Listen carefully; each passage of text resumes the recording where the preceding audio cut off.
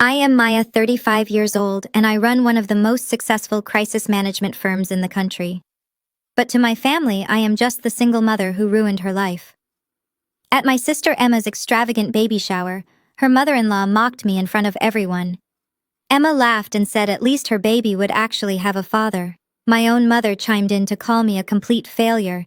I stayed perfectly quiet. But my 12-year-old son Leo stood up, looked right at my brother-in-law and asked Uncle Daniel, should I tell them about your other family in Seattle? The entire room went dead silent. Before I continue this story, let me know where you are watching from in the comments below. Hit like and subscribe if you have ever had to stand up to a toxic family member who underestimated your worth. Let me take you back 30 minutes before that explosive moment. The afternoon sun was pouring through the massive floor-to-ceiling windows of Emma and Daniel's sprawling suburban mansion. The driveway was packed with luxury vehicles, a clear testament to the image my sister and her husband worked so hard to project. Emma had always been obsessed with appearances. Inside the house was a sea of pastel balloons, catered champagne, and towering floral arrangements. The catering staff circulated with silver trays of caviar and imported cheeses. A live string quartet played softly in the background. It was less of a baby shower and more of a networking event for Daniel's elite friends. I had spent the entire morning debating whether to even show up. My public relations firm handles scandals for politicians and billionaires, meaning I am used to navigating hostile territory. But family gatherings have always been my most difficult battlefield. I walked up the grand stone steps with my son Leo by my side. Leo wore a neat button-down shirt and held his head high. He has always been mature for his age, intelligent, calm, and incredibly protective of me. I wore a tailored emerald green suit, carrying a custom-wrapped gift box containing a vintage silver rattle. I had spent weeks tracking down that specific rattle. I wanted to show my sister that despite our differences, I still cared about her and her baby. I did not expect a warm welcome, but I thought we could at least maintain civility for one afternoon. Before I could even cross the threshold into the main living room, Patricia blocked my path. Patricia was Daniel's mother, a woman who wore her entitlement like a heavy perfume and wielded passive aggression like a scalpel. She looked me up and down, her eyes lingering on my tailored suit with a mix of surprise and immediate disdain. She could not comprehend how I could look so polished. Without even a basic greeting, she shoved a bulky plastic garbage bag into my free hand. The bag was heavy, smelling faintly of mothballs and damp basement air. I looked down at it, completely confused by the gesture. Patricia smiled, but it was a cold and practiced expression designed for an audience. She raised her voice, making sure the nearest group of guests stopped their conversations to listen. "I was just cleaning out my attic," she announced brightly. "And I thought of you right away, Maya.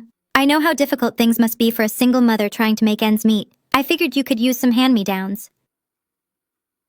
She paused, letting her eyes dart toward her wealthy friends before continuing with her performance.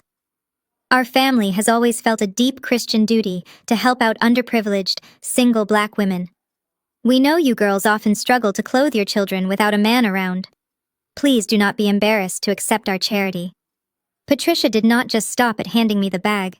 She reached out and patted my son's head as if he were a stray dog. "You know," she continued, her voice dripping with artificial sweetness, "Daniel and Emma are setting up a college fund for their baby today. It is so important for children to have a solid financial foundation. I am sure you worry about Leo's future constantly seeing as he does not have a father figure to provide for him. Perhaps if you ask nicely, Daniel might have some extra landscaping work for you at his office building. We believe in teaching the value of hard work." The blatant racism and classism hidden behind her sweet tone made the air in my lungs turn to ice. Several guests turned to stare, their faces a mixture of pity and morbid curiosity. I felt Leo stiffen beside me, his small hands clenching into fists at his sides. I placed a calming hand on his shoulder, keeping my own voice perfectly steady. "Leo is 12 years old, Patricia," I reminded her, making sure my tone remained polite but firm. "He outgrew baby clothes a decade ago. I am afraid we have no use for this." Patricia just waved her manicured hand dismissively, an ugly smirk playing on her lips. "Oh, do not be so proud," she said loudly. "You can always take them down to a local flea market and sell them for extra grocery money. Every dollar counts when you are in your situation, right? Just consider it a blessing and take it." My fingers tightened around the handle of my custom gift box. The sheer audacity of this woman handing me a bag of trash at a formal event was staggering. I turned toward the large entryway trash can, fully intending to drop the insulting bag of mothball-scented rags right where it belonged. I was not going to cause a screaming match, but I was certainly not going to carry garbage around my sister's party. But before my fingers could let go of the plastic bag, a hand gripped my wrist with stinging force. It was my mother, Beatrice. She had materialized out of the crowd wearing a wide and frantic smile directed at Patricia while her fingernails dug painfully into my skin. She yanked my arm away from the trash can with surprising strength. "What do you think you are doing, Maya?" my mother hissed through clenched teeth. She kept her voice low, but every word was laced with pure venom. "Do not you dare come into your sister's beautiful home and start acting ungrateful." I stared at my own mother in absolute disbelief. "Mom," I whispered, trying to pull my arm free. She just handed me a bag of literal garbage and insulted our entire community in front of a dozen people. Are you seriously going to stand there and defend her? Beatrice did not care about the insult. She only cared about the optics. She snatched the beautifully wrapped silver rattle from my hands, glancing at it with total disgust, and tossed it onto a nearby side table, like it was utterly worthless. Beatrice pulled me into a small alcove shielding our argument from the main crowd, but making sure Patricia could still see my subjugated posture. "You have always been jealous of your sister," my mother spat her grip, bruising my forearm. "You could not stand that she got the fairy tale while you ended up a statistic. Do you think these people do not know what you are? You are a stain on this perfect day. Emma is carrying a child of privilege, a child who will inherit wealth and respect. Your presence here is a reminder of everything we have tried to overcome." She leaned in close, her breath warm and heavy with expensive champagne. "Since you got pregnant at 20 and dropped out of college, you have brought nothing but shame to this family. You ruined your life and you humiliated me. Now look at Emma. Look at what she has accomplished. She married Daniel. She has a real family, a real house, and real status in this world. She is a financial advisor's wife, a woman of substance. The absolute least you can do is shut your mouth, swallow your pride, and not embarrass us today." I looked across the room and saw Emma standing near a tower of cupcakes. Emma caught my eye, saw our mother scolding me, and simply lifted her glass with a mocking little smile. She reveled in my humiliation. She had always thrived on being the golden child, the one who did everything right, while I was paraded around as the cautionary tale. They truly believed I was still the broke, desperate girl from 12 years ago. They had no idea that the crisis management firm I built from the ground up now represented half the people in this very room. I stared into the eyes of the woman who gave birth to me, searching for any trace of maternal warmth. There was none. There was only a desperate, clawing need to be accepted by the very people who were openly mocking us. I thought about the multi-million-dollar contracts sitting on my desk at work. I thought about the trust fund I had already fully funded for Leo. I thought about the undeniable fact that I could buy and sell every person in this room 3 times over. But revealing my wealth right now would not be enough. They needed to fall from the pedestals they had built on my back. My mother gave my arm one final vicious shake. I said thank her. Beatrice demanded, her voice cracking with hysteria. "Thank Patricia for the clothes, apologize for your attitude, and go sit quietly in the back until the gift opening is over. Do not speak to anyone. Do not touch the catered food. Just stay out of sight. You will show some respect to the family that elevated your sister, or I swear I will make you regret walking through those doors." The room seemed to hold its breath. Guests were openly watching us now, waiting to see if the supposed family failure would bow down to her wealthy white mother-in-law. I looked at the bag of trash in my hand. I looked at my mother's furious, desperate face. And then I looked down at my son. Leo did not look afraid. He looked perfectly composed, possessing a cold, calculating awareness that mirrored my own. He was watching Daniel schmooze with a group of investors across the room, and I knew exactly what my son was about to do. The camera slowly pans around the opulent living room, capturing the suffocating atmosphere of Emma and Daniel's baby shower. It moves in a deliberate arc, sliding smoothly over my shoulder to frame my sister Emma as she steps right into the center of the imported Persian rug. She taps a silver spoon against her crystal champagne flute. The sharp, demanding sound cuts immediately through the soft chatter of the affluent guests. The hired string quartet in the corner stops playing on command. Dozens of eyes shift toward her. Emma stands there glowing in a custom silk maternity gown. She rests one hand on her perfectly round belly and drapes her other arm through Daniel's. Daniel flashes his practiced, brilliant smile at the crowd. He looks exactly like what he is supposed to be, a wealthy, successful white financial advisor who has graciously elevated a black woman into his elite world. "Thank you all for coming today. Emma begins, her voice projecting clearly across the expansive room. Looking around this space, seeing Daniel's wonderful family and all of our esteemed friends, my heart is just overflowing. Family is everything to us. It is the absolute foundation of a good, respectable life. The camera tracks sideways to capture my mother, Beatrice. She stands near the front of the crowd, gazing at Emma with an expression of pure, unadulterated worship. Beatrice nods emphatically at every word. She desperately seeks eye contact with Patricia, Daniel's mother, and the other affluent guests, making sure they notice her total agreement. Beatrice has spent her entire life chasing the validation of people who look down on her, and Emma is her ultimate trophy. Emma lets her eyes wander deliberately over the crowd before they lock squarely onto me. Her smile sharpens, transforming from a welcoming beam into a targeted weapon. We want to raise our child with the right values. Emma continues, her voice dripping with an artificial sugary sweetness that makes my skin crawl. We want to give this baby a legacy of stability, wealth, and most importantly, respectability. That is why today is so incredibly special to me. I am so proud to bring a child into this world the right way. I am proud to give my baby a real family, with a father who is actually present and a last name that carries weight in this society. A murmur of polite, uncomfortable agreement ripples through the room. Patricia smiles approvingly, taking a slow sip of her red wine. But Emma is not finished. She takes a step forward. She ensures every guest follows her line of sight right to where I am standing quietly with my son. Because we all know what happens when you make reckless choices, Emma says. Her tone shifts into a theatrical whisper of false pity. We all know the heavy burden of carrying a child without a father to claim it. I look at my older sister, Maya, and I just feel so incredibly grateful that my baby will never have to know that kind of deep shame. My baby will never have to be a burden on the welfare system or a massive disappointment to our parents. At least my baby will actually have a father to raise it. The entire room suddenly feels extremely small. The air grows thick and heavy. Guests exchange wide-eyed, shocked glances. Some of the wealthy wives shift their designer handbags awkwardly, looking down at their shoes, avoiding eye contact with me. But they do not speak up. They do not intervene. They just stand there and watch the spectacle, silently judging the black single mother who has supposedly ruined her life. My mother Beatrice does not look away or try to protect me. Instead, she seizes this exact opportunity to completely distance herself from my existence and align herself with Patricia's elite circle. Beatrice steps right up beside Emma and claps her hands together, a loud and jarring sound in the quiet room. "Amen to that," Beatrice announces loudly. She turns to face the crowd, her voice trembling with manufactured righteousness.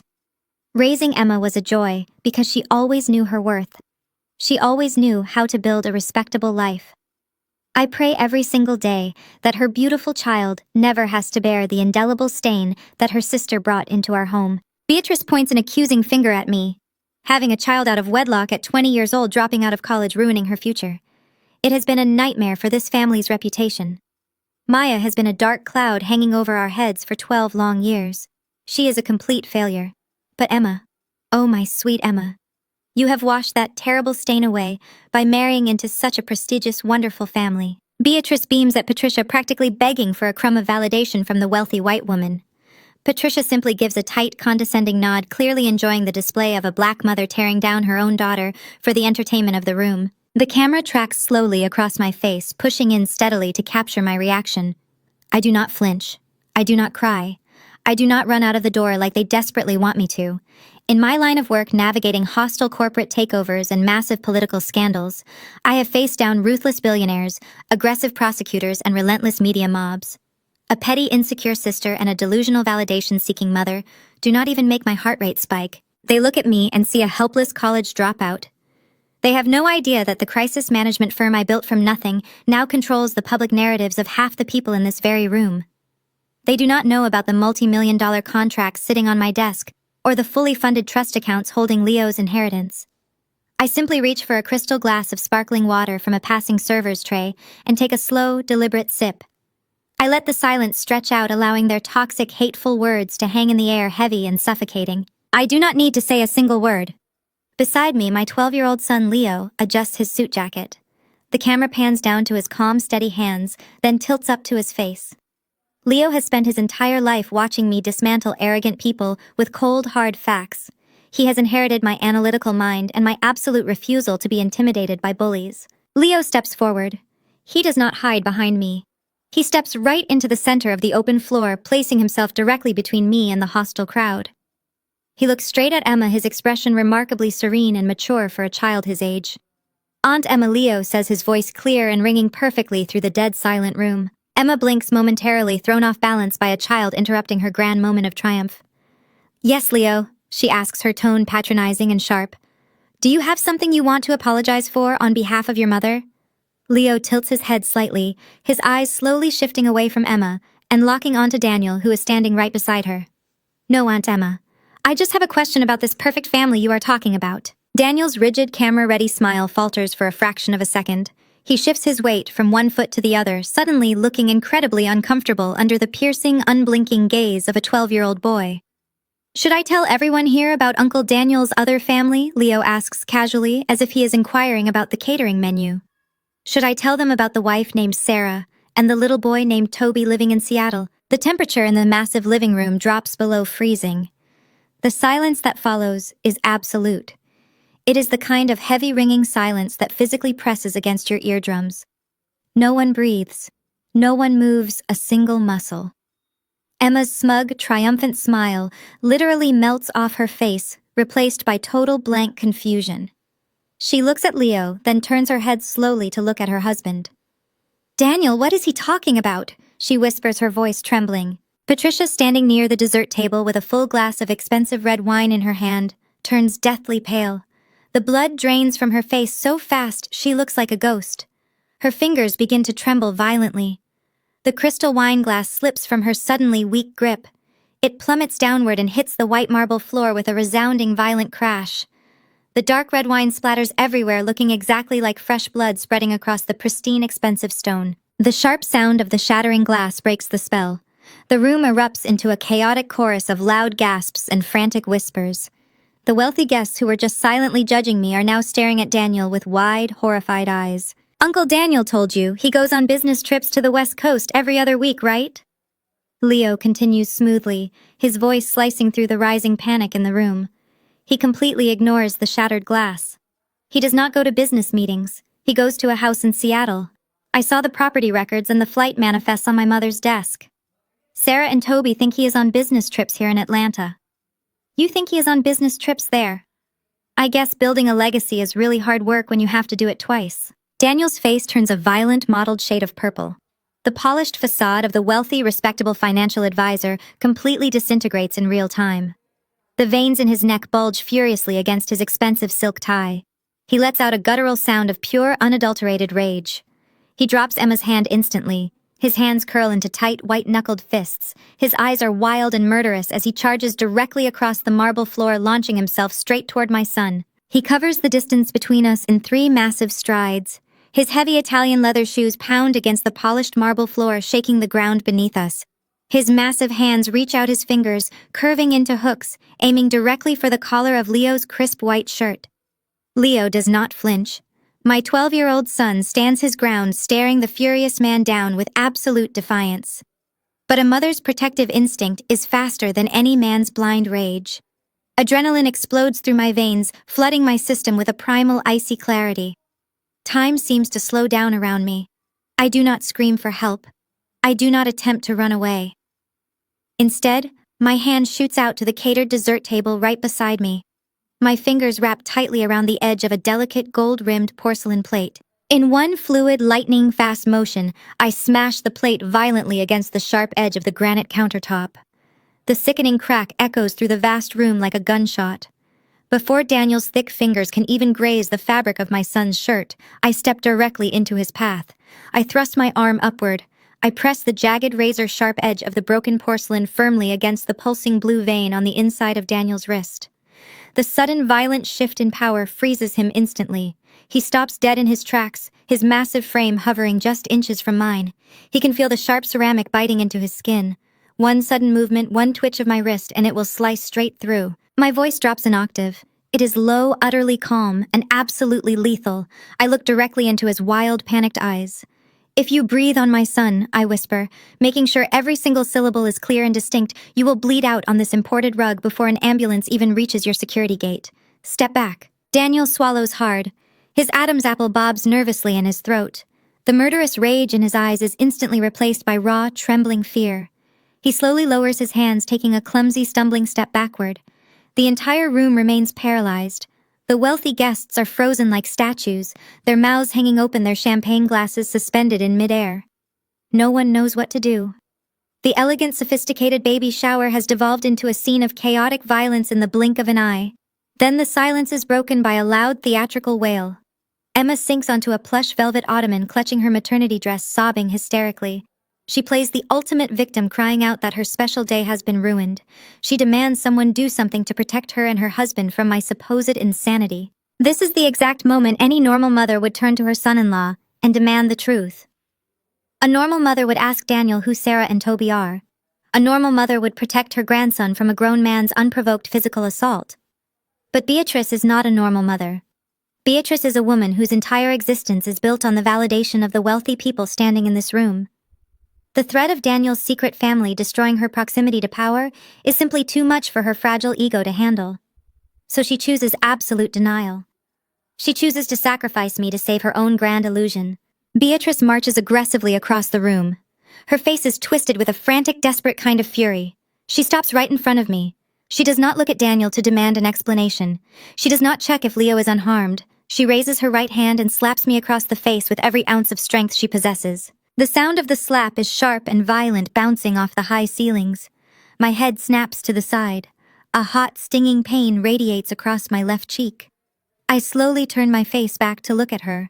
I do not raise my hand to touch my cheek. I do not shed a single tear.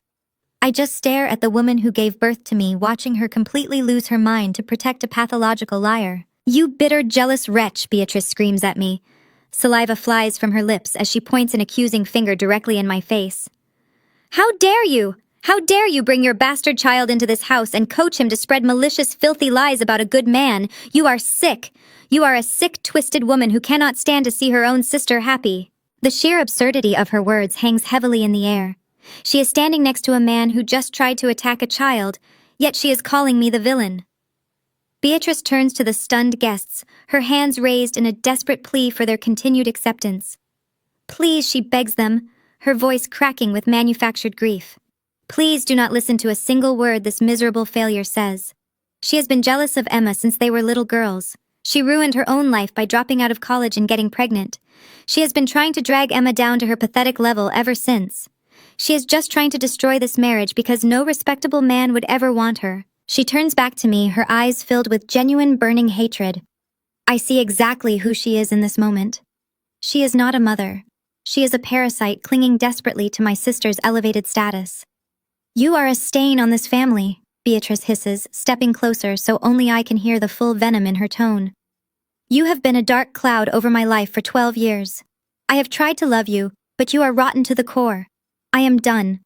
Do you hear me? I am completely done. You are no longer my daughter. I disown you right here, right now. I never want to see your face again. You are dead to me. Now take your lying, disrespectful child and get out of my perfect daughter's home before I call the police and have you arrested for trespassing." She stands there, panting, her chest heaving with exertion, fully expecting me to break down. She wants me to fall to my knees. She wants me to beg for her forgiveness. She wants me to humiliate myself further to repair the severe damage to her precious social standing. Instead, I simply open my fingers. The jagged porcelain shard drops from my hand. It hits the marble floor and shatters into dozens of tiny glittering pieces. I turn my back on my mother, dismissing her completely. I look down at Leo. My brave, brilliant son is watching his grandmother with an expression of pure, unadulterated pity. He is not hurt. He is simply taking mental notes of exactly who these people are. I offer him my hand, and he takes it firmly. We turn to leave, walking with our heads held high, our dignity completely intact. We walk down the long, opulent hallway toward the massive mahogany front doors. As we reach the entryway, Patricia intercepts us. The matriarch of the family is shaking with a quiet, suppressed rage. The veins in her neck are prominent, and her perfectly styled hair seems to vibrate with her fury. She steps directly into our path, blocking the exit. She leans in close, invading my personal space. The sour stench of spilled red wine and stale mints rolls off her breath. She speaks in a low, venomous hiss, making sure none of her country club friends can hear the absolute malice in her voice. You think you can just walk in here and drop a bomb on my family? Patricia snarls, her eyes narrowed into dark slits. You think you can slander my son and walk away? You have no idea who you are dealing with. I have the best corporate lawyers in the state on retainer. I will unleash an army of attorneys on you by tomorrow morning. I am going to sue you for defamation, for slander, for emotional distress. I will bury you in endless litigation. I will drain whatever pathetic little savings account you have managed to scrape together. I will make sure you are bankrupt, homeless, and begging on the street. I will destroy your entire life for daring to speak against my blood. Patricia stands tall, her chest puffed out with arrogant certainty. She is so used to throwing her wealth and legal connections around to intimidate people. She fully expects me to cower in fear at the threat of a massive lawsuit. She expects me to apologize, to backtrack, to show absolute terror at the prospect of facing her high-priced lawyers. I stop walking. I stand perfectly still in the grand entryway of the mansion.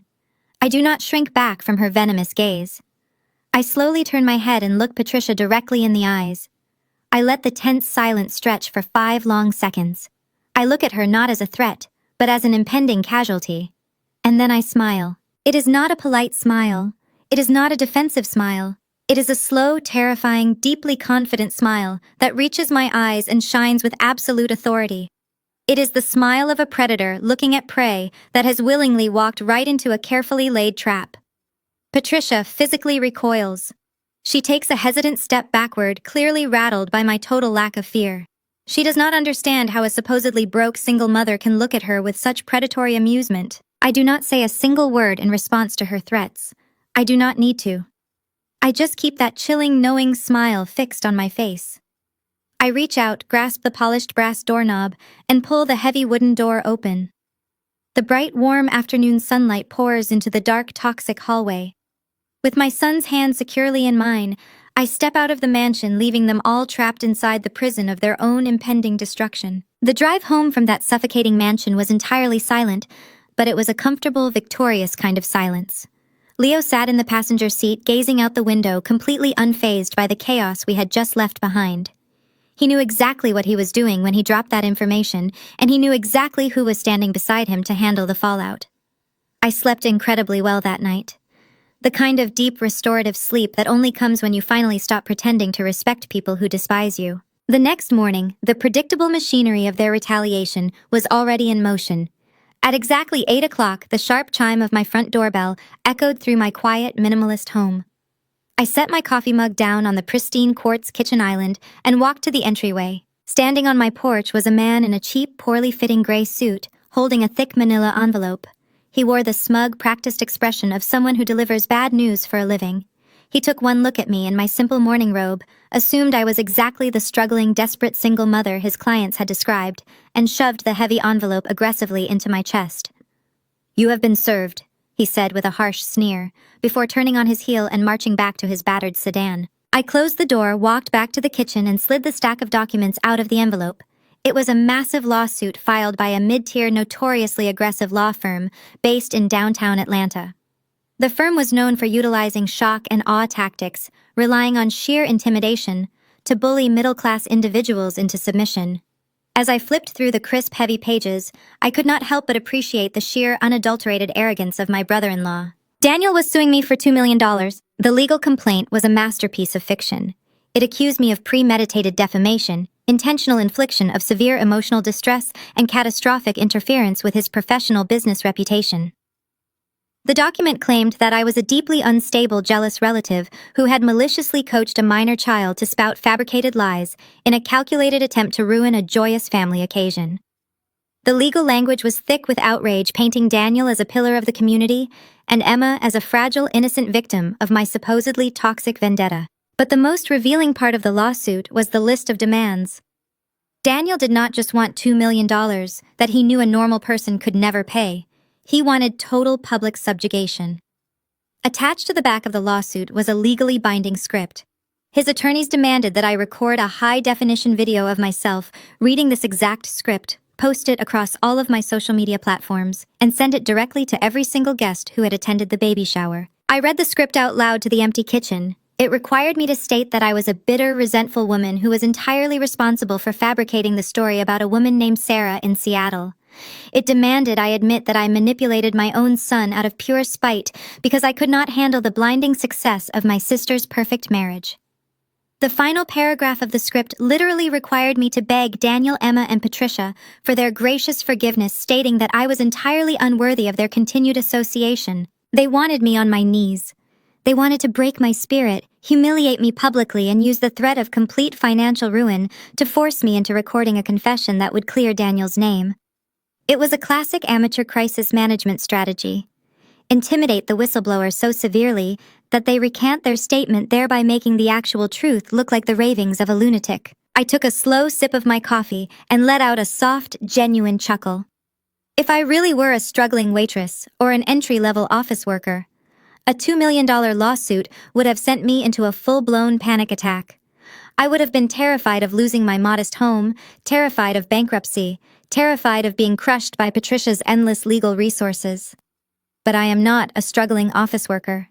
I am the founder and chief executive officer of Apex Crisis Management. I eat aggressive litigation for breakfast. By filing this lawsuit, Daniel had made the most fatal miscalculation of his entire life. In a defamation lawsuit, truth is the absolute defense. By taking me to court, Daniel had just legally opened the door for my attorneys to subpoena every single one of his bank records, travel logs, and hidden assets to prove my son was telling the truth. He had just handed me the keys to his own destruction. Right on cue, my cell phone began to vibrate against the granite countertop. The caller ID flashed with my mother's name, Beatrice. I let it ring 3 times, enjoying the frantic buzzing rhythm, before I finally swiped the screen and lifted the phone to my ear. I did not even get the chance to say hello. "Did you get them?" Beatrice screamed into the receiver. Her voice was shrill, vibrating with a frantic, hysterical energy that forced me to hold the phone an inch away from my ear. "Did you get the papers, Maya?" "I did," I replied, my voice perfectly level. $2 million is a very specific number, Beatrice. I suppose Daniel needs a lot of cash to maintain 2 separate households. "Do not you dare play your little mind games with me!" my mother shrieked, completely ignoring my comment about his guilt. "You have crossed the line for the last time. You have brought a massive lawsuit down on your own head, and you are going to drag this entire family through the mud." Patricia called me at dawn. She is absolutely livid. She said her lawyers are going to take everything you own. They are going to leave you with nothing. Emma has been crying all night long. Her blood pressure is through the roof. You are putting her unborn baby at risk with your vicious, disgusting jealousy. She paused, gasping for breath before launching into the toxic tirade she had been waiting years to unleash. "I should have known you would end up trying to destroy us." Beatrice spat the pure venom dripping from every syllable. "I saw the rot inside of you 12 years ago. You have always been a stupid, ungrateful fool. When you came crying to my door 20 years old, knocked up and pathetic, expecting me to support your ruined life, I did exactly what I had to do. I did the right thing." The kitchen went perfectly still as I listened to her weaponize the darkest moment of my life. "I threw you out into the pouring rain where you belonged." Beatrice continued, her voice gaining a cruel, triumphant edge. "I handed you a crisp $200 bill and I told you to disappear. I told you that you were a heavy burden then and you are a massive, suffocating burden now. You thought you could come back into our lives and ruin Emma's fairy tale because your own life is a miserable failure. But you picked a fight with the wrong family, Maya. Patricia has more money and power than you could ever comprehend." I stood completely silent, absorbing the verbal blows. 12 years ago, those exact words had broken me. 12 years ago, standing on her porch in the freezing rain, pregnant and terrified, that $200 bill felt like a death sentence. I had sobbed. I had begged. I had wondered how a mother could look at her own child and feel nothing but cold disgust. But the scared, desperate girl who cried on that porch was long dead. The woman standing in this kitchen was forged in fire and absolute autonomy. Beatrice's words no longer had the power to cut me. They only served to validate every boundary I had ever drawn. "Are you listening to me?" "Maya," Beatrice barked, mistaking my silence for submission. "You are going to sign that apology today. You are going to set up your little phone record that video exactly how Daniel's lawyers wrote it, and you are going to beg them to drop this lawsuit. You are going to save your sister's marriage, and you are going to repair Daniel's reputation immediately. If you do not do exactly what I am telling you to do, Patricia and I will make sure you lose everything. We will call Child Protective Services. We will tell them you are an unfit, unstable mother. We will make sure you lose custody of that lying, disrespectful brat you call a son." The air in my lungs stopped moving. The faint, lingering amusement I felt about the lawsuit vanished instantly, replaced by a cold, absolute void. Beatrice had crossed the one line that could never be uncrossed. She had threatened my child. I did not raise my voice. I did not scream. I simply reached forward with one finger and pressed the red button on the screen, cutting my mother off right in the middle of her frantic, threatening breath. The silence of my home rushed back in thick and heavy. I set the phone down on the counter. I did not feel fear. I did not feel panic. I felt the singular, terrifying focus of a woman who was about to systematically dismantle an entire bloodline. I picked up the massive stack of legal documents, walked down the wide hallway, and entered my private home office. The room was a command center featuring 3 massive monitors, secure servers, and a wall of filing cabinets containing the darkest secrets of the corporate elite. I bypassed the standard phone and picked up the encrypted hardwired landline that connected directly to my firm's executive suite. I dialed a 4-digit extension. My private secretary answered on the first ring. "Good morning, Maya," she said, her voice crisp and professional. "Cancel all my non-essential meetings for the next 72 hours, I commanded, my voice sharp and precise. "Then activate Operation Spiderweb. It is time to move. Contact our legal department and have them file the countersuit against Daniel immediately. And get Seattle on the line. Tell his first wife to get ready to go live." The sharp, heavy click of the front door unlocking echoed through my quiet kitchen. I did not invite them in. I did not give them permission to enter my sanctuary. But the heavy wooden door swung open anyway, hitting the hallway wall with a loud, aggressive thud. My mother Beatrice stood in the entryway with her chin held high. She was clutching the spare brass key I had foolishly given her 5 years ago for emergencies. An emergency to Beatrice apparently meant an absolute entitlement to ambush her own daughter in her own home. Right behind her walked Emma, clutching a pristine cream-colored designer handbag to her chest, like a protective shield against the modesty of my neighborhood. And bringing up the rear was Daniel. His face was a mask of absolute, unearned arrogance. He wore a sharp, custom-tailored navy suit, looking every bit the wealthy, benevolent financial savior he desperately pretended to be. He surveyed my living room with a look of profound pity, the specific kind of pity that is entirely meant to degrade and diminish. They marched into my kitchen like an invading army. They moved with the aggressive, suffocating entitlement of people who truly believe the world owes them total submission. I remained standing perfectly still by the kitchen island, a fresh cup of dark black coffee in my right hand. I did not flinch. I did not raise my voice. I simply watched them walk blindly into the exact trap I had spent the entire night preparing. Daniel took the lead. He stepped right up to my kitchen island, invading my personal space, attempting to use his physical size to intimidate me. He reached into his sleek leather briefcase and pulled out a thick, heavy stack of crisp legal documents. He slammed the papers down onto the granite countertop. The sharp slap of the heavy paper broke the tense morning silence. "There it is, Maya," Daniel said, his voice dripping with unbearable condescension. "A formal apology and a complete retraction of every single malicious lie your son told yesterday. My corporate lawyers drafted it this morning.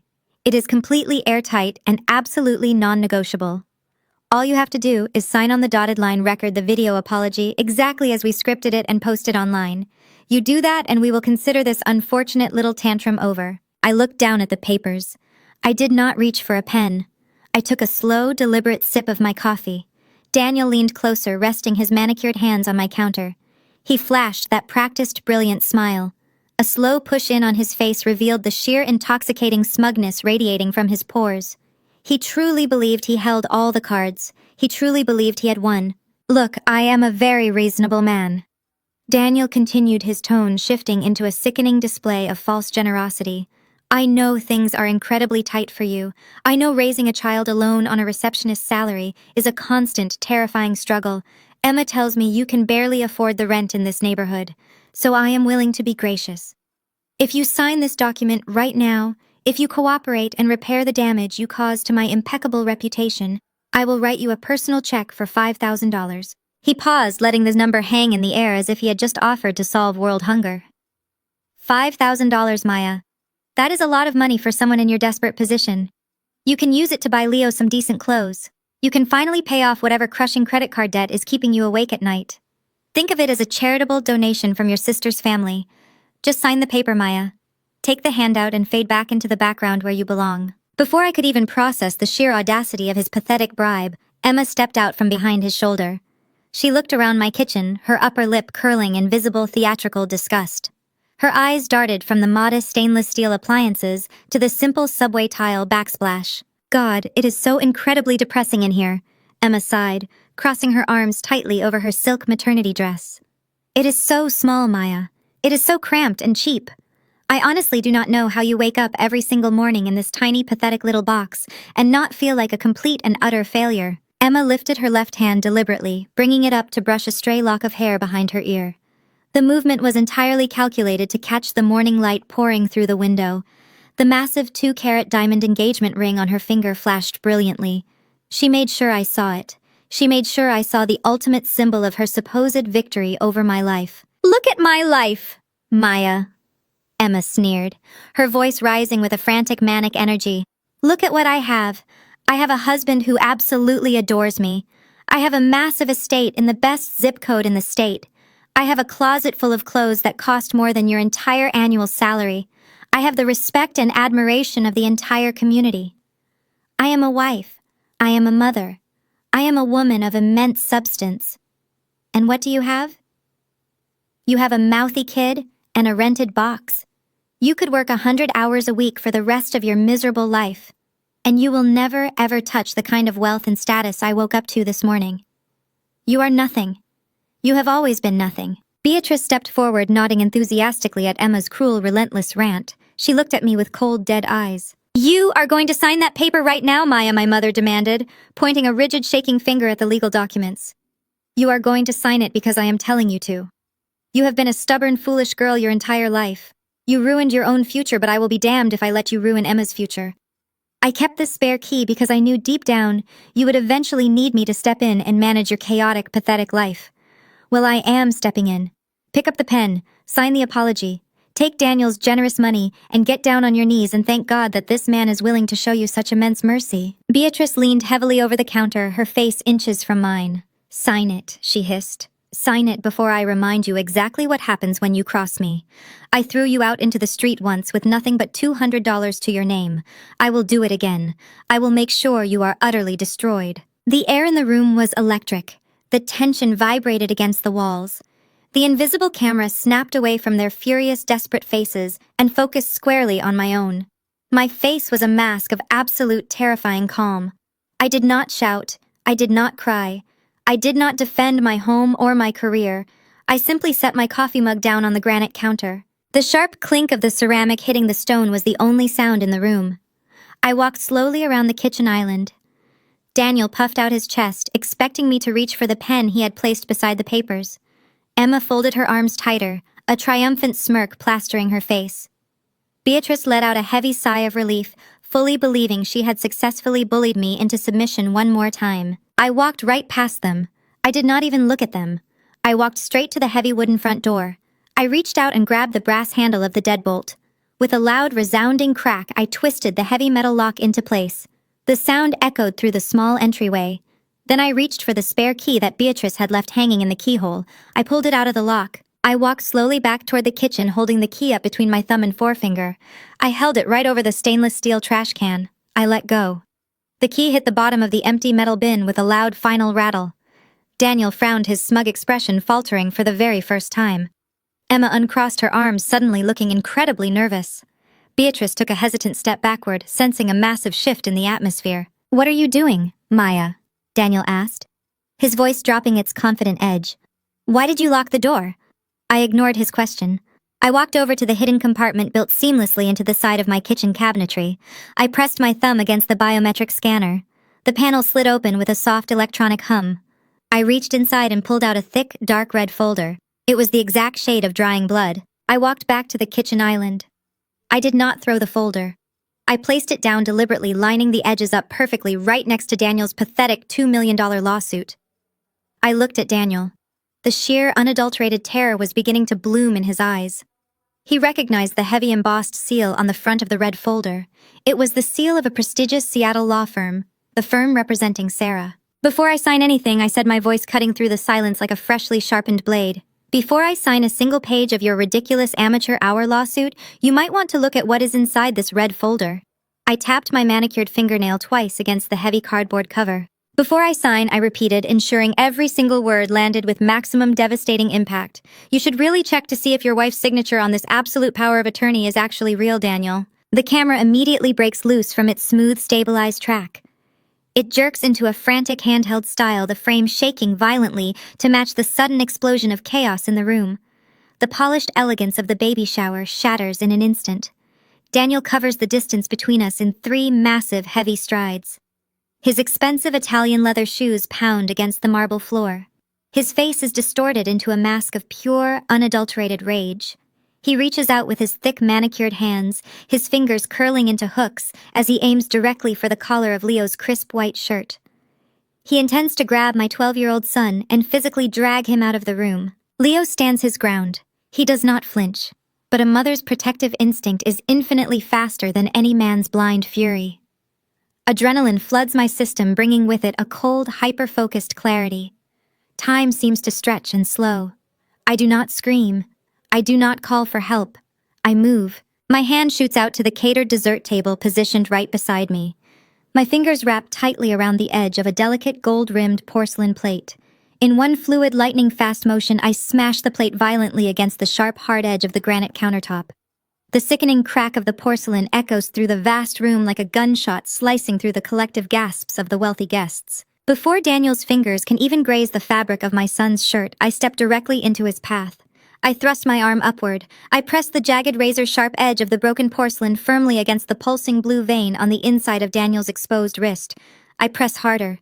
I press just hard enough for a single tiny bead of dark red blood to well up against the white ceramic. The sudden violent shift in power freezes him instantly. He stops dead in his tracks, his massive frame hovering just inches from mine. His chest heaves heavily.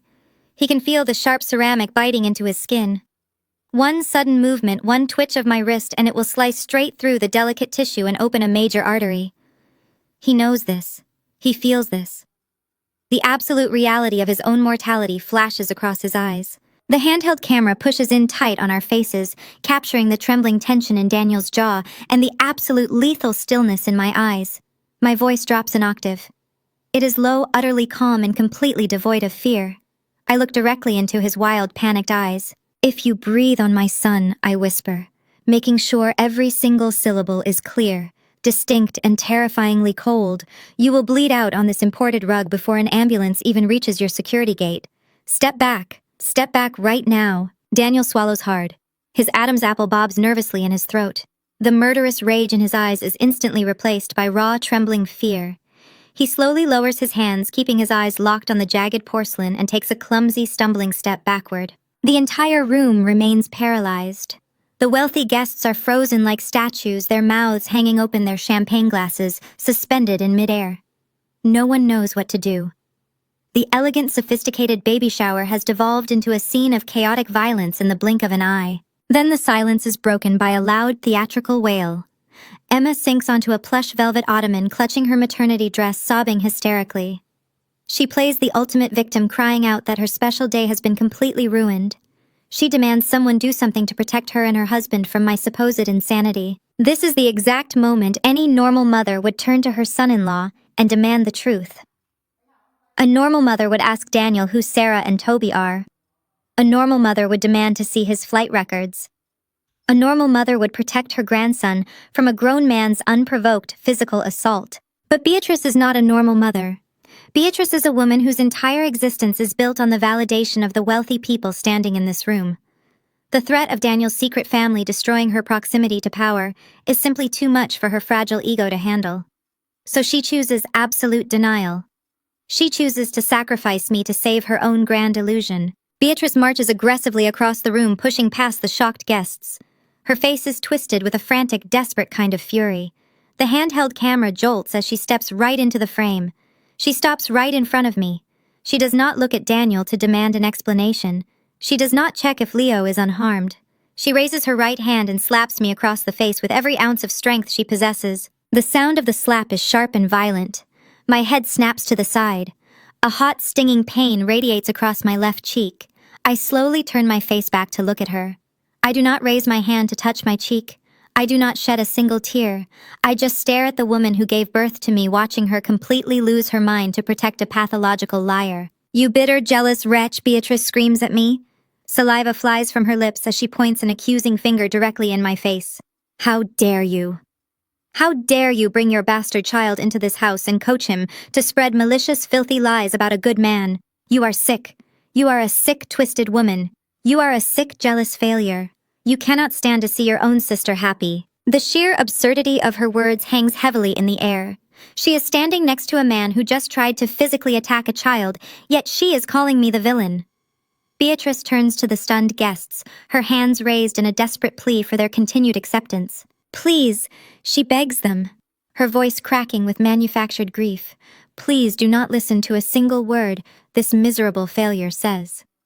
She has been jealous of Emma since they were little girls. She ruined her own life by dropping out of college and getting pregnant. She has been trying to drag Emma down to her pathetic level ever since. She is a liar. She is a bitter liar. She is just trying to destroy this marriage because no respectable man would ever want her. She turns back to me, her eyes filled with genuine burning hatred. I see exactly who she is in this moment. She is not a mother. She is a parasite clinging desperately to my sister's elevated status. "You are a stain on this family," Beatrice hisses, stepping closer so only I can hear the full venom in her tone. "You have been a dark cloud over my life for 12 years. I have tried to love you, but you are rotten to the core. Do you remember when I threw you out? Do you remember when you were 20 years old, crying on my porch? Pregnant and pathetic, I handed you a $200 bill and told you that you were a stupid, ungrateful fool who did not know how to build a respectable life. I told you that you were a fool then, and you are a fool now. You are nothing. You will always be nothing." Beatrice squares her shoulders, drawing herself up to deliver her final blow. "I am done. Do you hear me? I am completely done. You are no longer my daughter. I disown you right here, right now. I never want to see your face again. You are dead to me. Now take your lying, disrespectful child and get out of my perfect daughter's home before I call the police and have you arrested for trespassing." She stands there panting, her chest heaving with exertion, fully expecting me to break down. She wants me to fall to my knees. She wants me to beg for her forgiveness. She wants me to humiliate myself further to repair the severe damage to her precious social standing. Instead, I simply open my fingers. The jagged porcelain shard drops from my hand. It hits the marble floor and shatters into dozens of tiny glittering pieces. I turn my back on my mother, dismissing her completely. I look down at Leo. My brave, brilliant son is watching his grandmother with an expression of pure, unadulterated pity. He is not hurt. He is simply taking mental notes of exactly who these people are. I offer him my hand and he takes it firmly. We turn to leave, walking with our heads held high, our dignity completely intact. We walk down the long, opulent hallway toward the massive mahogany front doors. The camera shakes slightly, following close behind us, capturing the heavy, suffocating silence we leave in our wake. As we reach the grand entryway, Patricia intercepts us. The matriarch of the family is shaking with a quiet, suppressed rage. The veins in her neck are prominent, and her perfectly styled hair seems to vibrate with her fury. She steps directly into our path, blocking the heavy wooden exit doors. She leans in close, invading my personal space. The sour stench of spilled red wine and stale mints rolls off her breath. She speaks in a low, venomous hiss, making sure none of her country club friends can hear the absolute malice in her voice. "You think you can just walk in here and drop a bomb on my family?" Patricia snarls, her eyes narrowed into dark slits. "You think you can slander my son and walk away? You have no idea who you are dealing with. I have the best corporate lawyers in the state on retainer. I will unleash an army of attorneys on you by tomorrow morning. I am going to sue you for defamation, for slander, for emotional distress. I will bury you in endless litigation. I will drain whatever pathetic little savings account you have managed to scrape together. I will make sure you are bankrupt, homeless, and begging on the street. I will destroy your entire life for daring to speak against my blood." Patricia stands tall, her chest puffed out with arrogant certainty. She is so used to throwing her wealth and legal connections around to intimidate people. She fully expects me to cower in fear at the threat of a massive lawsuit. She expects me to apologize, to backtrack, to show absolute terror at the prospect of facing her high-priced lawyers. She expects the broke single mother to crumble under the weight of her elite power. I stop walking. I stand perfectly still in the grand entryway of the mansion. I do not shrink back from her venomous gaze. I slowly turn my head, and look Patricia directly in the eyes. I let the tense silence stretch for 5 long seconds. I look at the pulsing vein in her neck. I look at the sheer desperation hiding just behind her threats. And then I smile. It is a bizarre, strange, and entirely unsettling smile. It is not defensive. It is not polite. It is a slow, terrifyingly confident smile that reaches my eyes and shines with absolute predatory amusement. Patricia physically recoils, her confident posture faltering as she tries to comprehend why her ultimate threat has only brought me joy. She takes a hesitant step backward, suddenly unsure of the ground beneath her feet. I do not say a single word to her. I do not need to explain myself to a woman who is about to lose everything. I reach out, turn the heavy brass handle, and push the door wide open. With my son by my side, I step out into the bright afternoon sun, leaving them to choke on the ashes of their own burning empire. The camera violently tilts into a sharp Dutch angle. The pristine symmetrical lines of my kitchen are suddenly thrown completely off balance, visually mirroring the absolute psychological freefall happening inside the room. Daniel's cell phone vibrates against the granite countertop with the frantic mechanical urgency of a fire alarm. He stares at the glowing screen. The caller ID displays the name of his chief corporate accountant. His hands are trembling so severely that he fumbles twice before finally swiping the screen to accept the call. He lifts the phone to his ear. The color drains from his face in real time, leaving his skin the pale, sickly shade of wet ash. I do not need to hear the voice on the other end of the line to know exactly what is being said. I orchestrated it. I know the timeline perfectly. I watch Daniel's mouth fall open. He tries to speak, but only a dry, raspy wheeze escapes his throat. He stammers out a few fragmented words. He asks what the accountant means by frozen assets. He asks why federal investigators are currently standing in the lobby of his firm. He asks how Sarah could possibly initiate a complete unannounced asset lockdown. The phone slips from his loose grip. It hits the stone counter with a loud, sharp crack, the screen splintering into a spiderweb of shattered glass. Daniel's knees buckle entirely. The arrogant, towering patriarch who threatened to physically assault my son yesterday completely collapses. He falls heavily onto one of my modest wooden bar stools, his broad shoulders slouching forward, his head dropping into his shaking hands. He is ruined. He has absolutely nothing left. I do not give them a single second to breathe. I do not let the silence settle. I flip the heavy cover of the red folder open. I pull out the first stack of crisp, legally certified documents and toss them onto the counter right next to his shattered phone. I slide the first paper directly toward Emma. She stares at the document, her eyes wide and uncomprehending. That is a certified copy of Daniel's active marriage license to Sarah. I state, my voice ringing with clinical, terrifying precision. There is no divorce decree, Emma. There was never a divorce filing in the state of Washington, nor in the state of Georgia.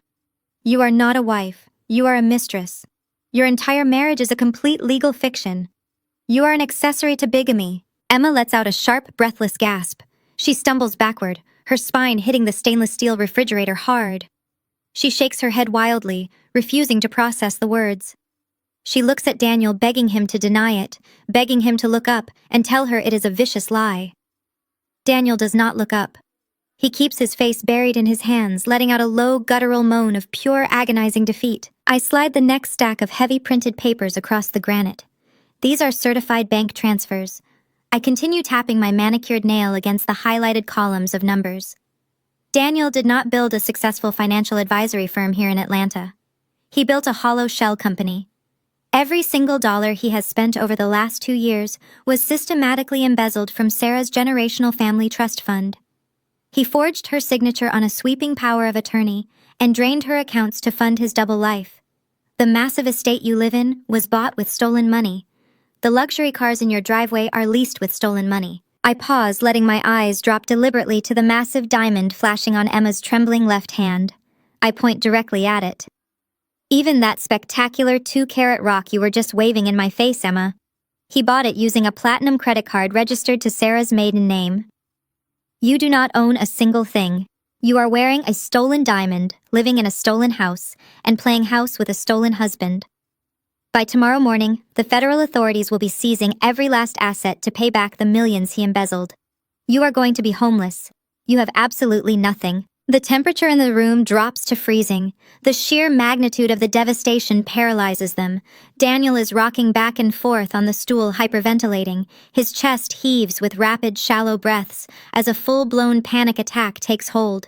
The credit cards are dead. The bank accounts are locked. The federal investigators are currently tearing his office apart, seizing his hard drives and freezing his client files. He is not just broke. He is facing decades in federal prison for wire fraud, extreme forgery, and grand larceny. The flawless, wealthy savior facade has been ripped away, revealing a desperate, pathetic con artist who has finally reached the end of his rope. I turn my attention to Beatrice. I expect her to scream. I expect her to faint. I expect her to rush to Emma's side and hold her favorite daughter as her perfect, carefully curated world disintegrates into ash. But Beatrice does not do any of those things. The camera pushes in on her face, capturing the horrifying realization that her proximity to wealth and power has just vanished into thin air. Beatrice does not care about Emma's broken heart. She does not care about the deception or the bigamy. She only cares about the impending public humiliation. She only cares about losing her elevated status at the country club. Beatrice turns slowly to face Emma. Her expression is twisted into a mask of pure, unadulterated revulsion. She takes 2 quick, aggressive steps toward her youngest daughter. Without a single word of warning, Beatrice raises her right hand and delivers a vicious, resounding slap directly across Emma's cheek. The sharp sound echoes violently through the kitchen. Emma cries out, her hand flying to her bright red face. She looks at our mother in total shock, hot tears streaming down her cheeks. "You stupid, incompetent little girl!" Beatrice snarls, her voice dripping with absolute unfiltered disgust. "You had one job. You had one job to secure a wealthy man and keep him satisfied. You let him keep a whole other family across the country. You let him steal from another woman right under your nose without noticing a single thing. You are a pathetic embarrassment. You have ruined everything I built for us. You have made us the laughingstock of this entire city." Emma sinks to the hardwood floor, sobbing uncontrollably. She curls into a ball, clutching her pregnant belly, as her mother towers over her with pure contempt. But Beatrice is not finished. She does not wallow in defeat. She is a survivalist, a ruthless narcissist who will latch onto any available lifeline to save her own skin. She turns away from her weeping favorite daughter and locks her desperate, calculating eyes onto me. She looks at the red folder on the counter. She processes the reality that the daughter she called a failure is actually the founder and chief executive officer of Apex Crisis Management. She realizes that I am the one pulling the strings, the one controlling the media narrative, the one holding the absolute power of life and death over their social standing. Beatrice drops heavily to her knees on my kitchen floor. The camera angle lowers, capturing her looking up at me from the ground. She crawls forward, completely ignoring her own dignity. She reaches out and grabs my hands with a desperate, clawing grip. Her nails dig painfully into my skin. She does not look up at me with remorse. There are no apologies for throwing me out into the freezing rain 12 years ago. There is no regret for calling me a bitter wretch just 10 minutes prior. There is only a ruthless, calculating demand shining brightly in her wide eyes. "You are the CEO." Beatrice whispers, her voice breathless, frantic, and filled with wild expectation. "You control the media. You bury massive scandals for politicians and billionaires every single day. You can fix this, Maya. You have to fix this right now. Activate your firm. Destroy Sarah's credibility. Bury this story before the press gets a hold of it. Save our reputation, Maya. Do your job and save this family." The camera angle tilts violently, shifting into a sharp, disorienting Dutch angle. The pristine, symmetrical lines of my kitchen are thrown completely off balance, visually mirroring the absolute psychological freefall happening inside the room. Daniel's cell phone vibrates against the granite countertop with the frantic mechanical urgency of a fire alarm. He stares at the glowing screen. The caller ID displays the name of his chief corporate accountant. His hands are trembling so severely that he fumbles twice before finally swiping the screen to accept the call. He lifts the phone to his ear. The color drains from his face in real time, leaving his skin the pale, sickly shade of wet ash. I do not need to hear the voice on the other end of the line to know exactly what is being said. I orchestrated it. I know the timeline perfectly. I watch Daniel's mouth fall open. He tries to speak, but only a dry, raspy wheeze escapes his throat. He stammers out a few fragmented words. He asks what the accountant means by frozen assets. He asks why federal investigators are currently standing in the lobby of his firm. He asks how Sarah could possibly initiate a complete unannounced asset lockdown. The phone slips from his loose grip. It hits the stone counter with a loud, sharp crack, the screen splintering into a spiderweb of shattered glass. Daniel's knees buckle entirely. The arrogant, towering patriarch who threatened to physically assault my son yesterday completely collapses. He falls heavily onto one of my modest wooden bar stools, his broad shoulders slouching forward, his head dropping into his shaking hands. He is ruined. He has absolutely nothing left. I do not give them a single second to breathe. I do not let the silence settle. I flip the heavy cover of the red folder open. I pull out the first stack of crisp, legally certified documents and toss them onto the counter right next to his shattered phone.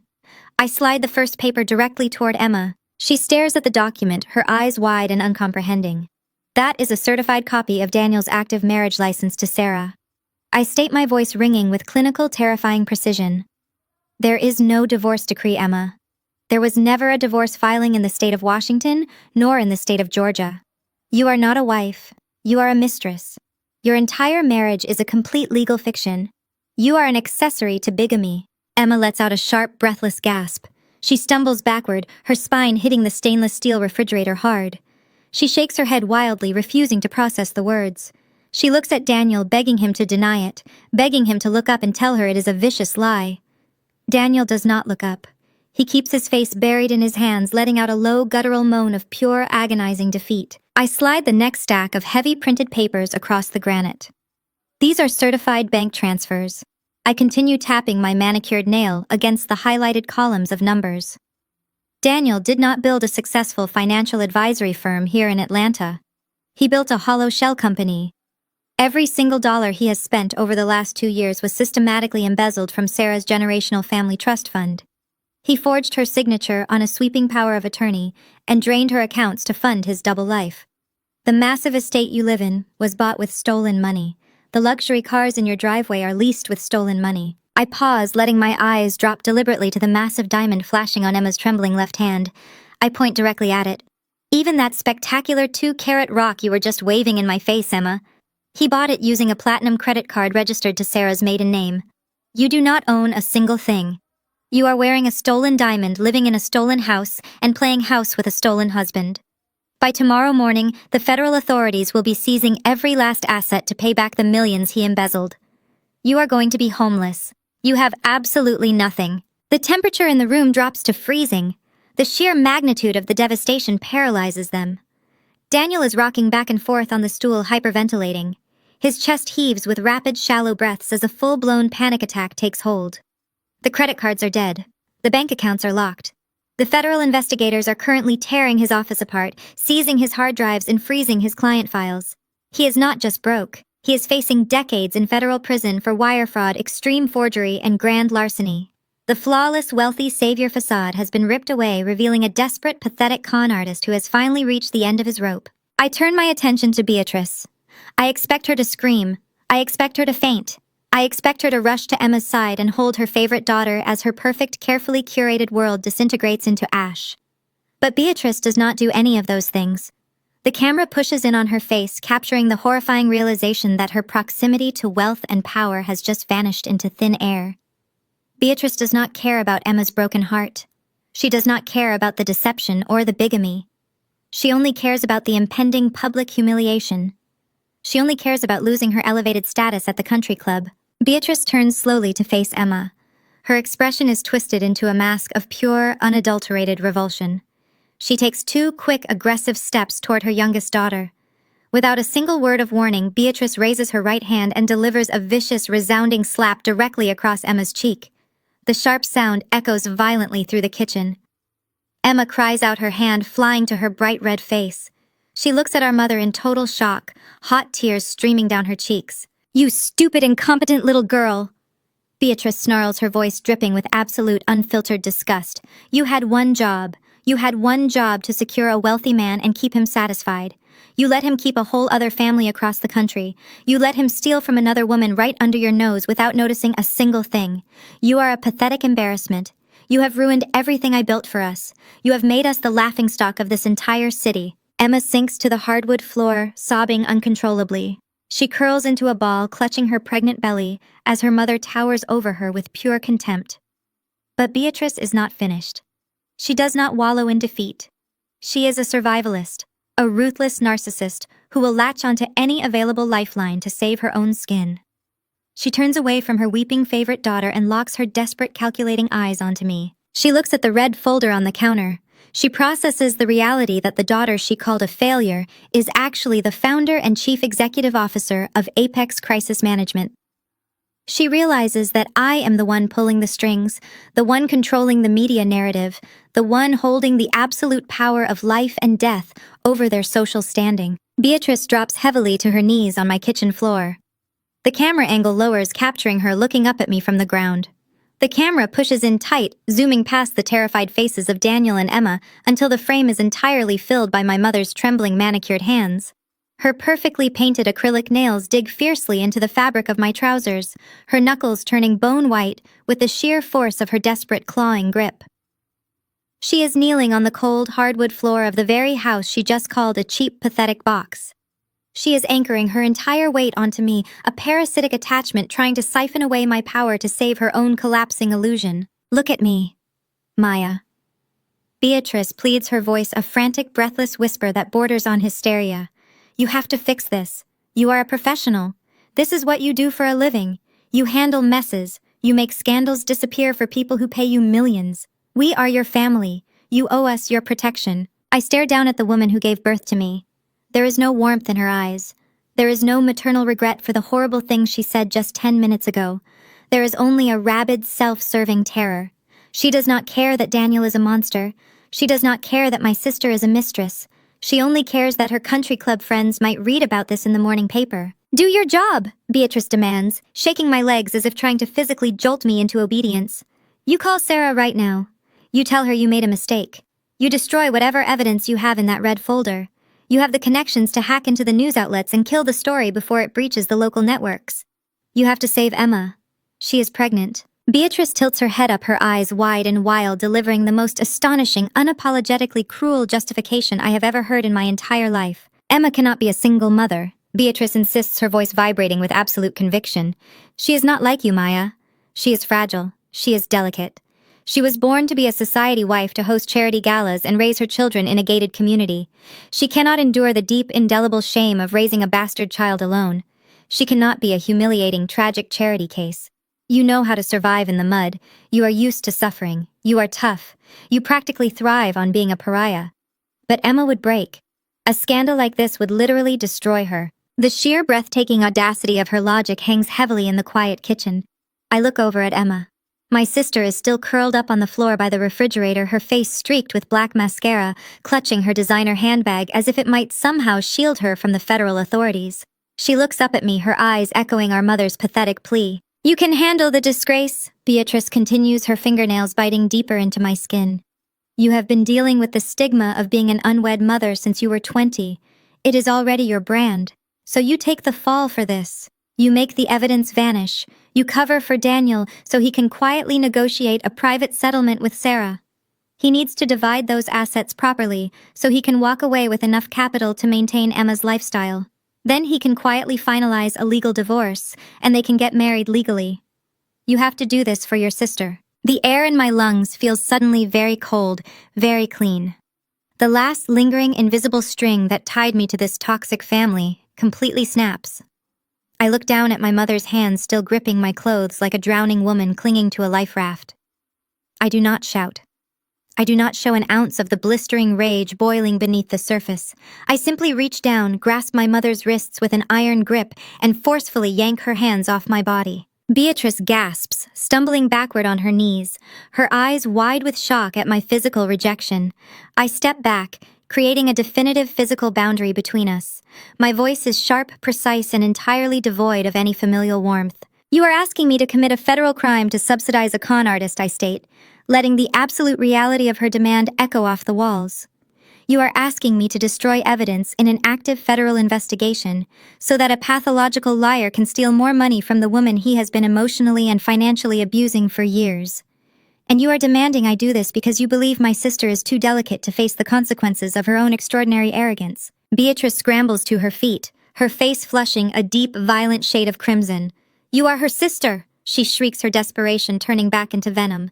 It is your duty to protect her. I step forward. my eyes locking onto hers with a predator's focus. My tone drops into a deadly, unyielding register. Duty. I repeat, tasting the bitter irony of the word. Let us talk about duty, Beatrice. Let us talk about what a mother owes her child. 12 years ago, I stood on your immaculate front porch. I was terrified. I was pregnant. I was begging for my mother to help me figure out how to survive. Do you remember exactly what you said to me? Beatrice's mouth opens and closes, but no sound comes out. The sudden shift in the conversation catches her completely off guard. Because I remember every single syllable, I continue stepping even closer, forcing her to look directly into my eyes. You told me that I was a humiliating, tragic charity case. You told me that I had made my bed and now I had to lie in the dirt. You looked at my swelling stomach and told me that my child was a permanent stain on your respectable life. You said I was a foolish, ungrateful wretch who deserved every ounce of suffering coming my way. And then you handed me $200 and told me to get off your property before the neighbors saw me. I pause, letting the heavy, suffocating silence amplify the weight of those memories. Emma whimpers quietly from her spot on the floor, shrinking away from the sheer intensity radiating from me. Daniel remains paralyzed on the bar stool, his face still buried in his hands, completely broken. You told me I was born for the mud. I say, my voice steady, cold, and razor sharp. You were right. I learned how to survive in the mud. I learned how to fight. I built an empire from absolutely nothing while you spent a decade curating a pathetic, hollow illusion of wealth. I became a kingmaker. I control the narratives of the most powerful people on the continent. I built a fortress of absolute security for my son. And I did it all without a single drop of your conditional, toxic love. Beatrice shakes her head, tears of pure panic finally spilling down her cheeks.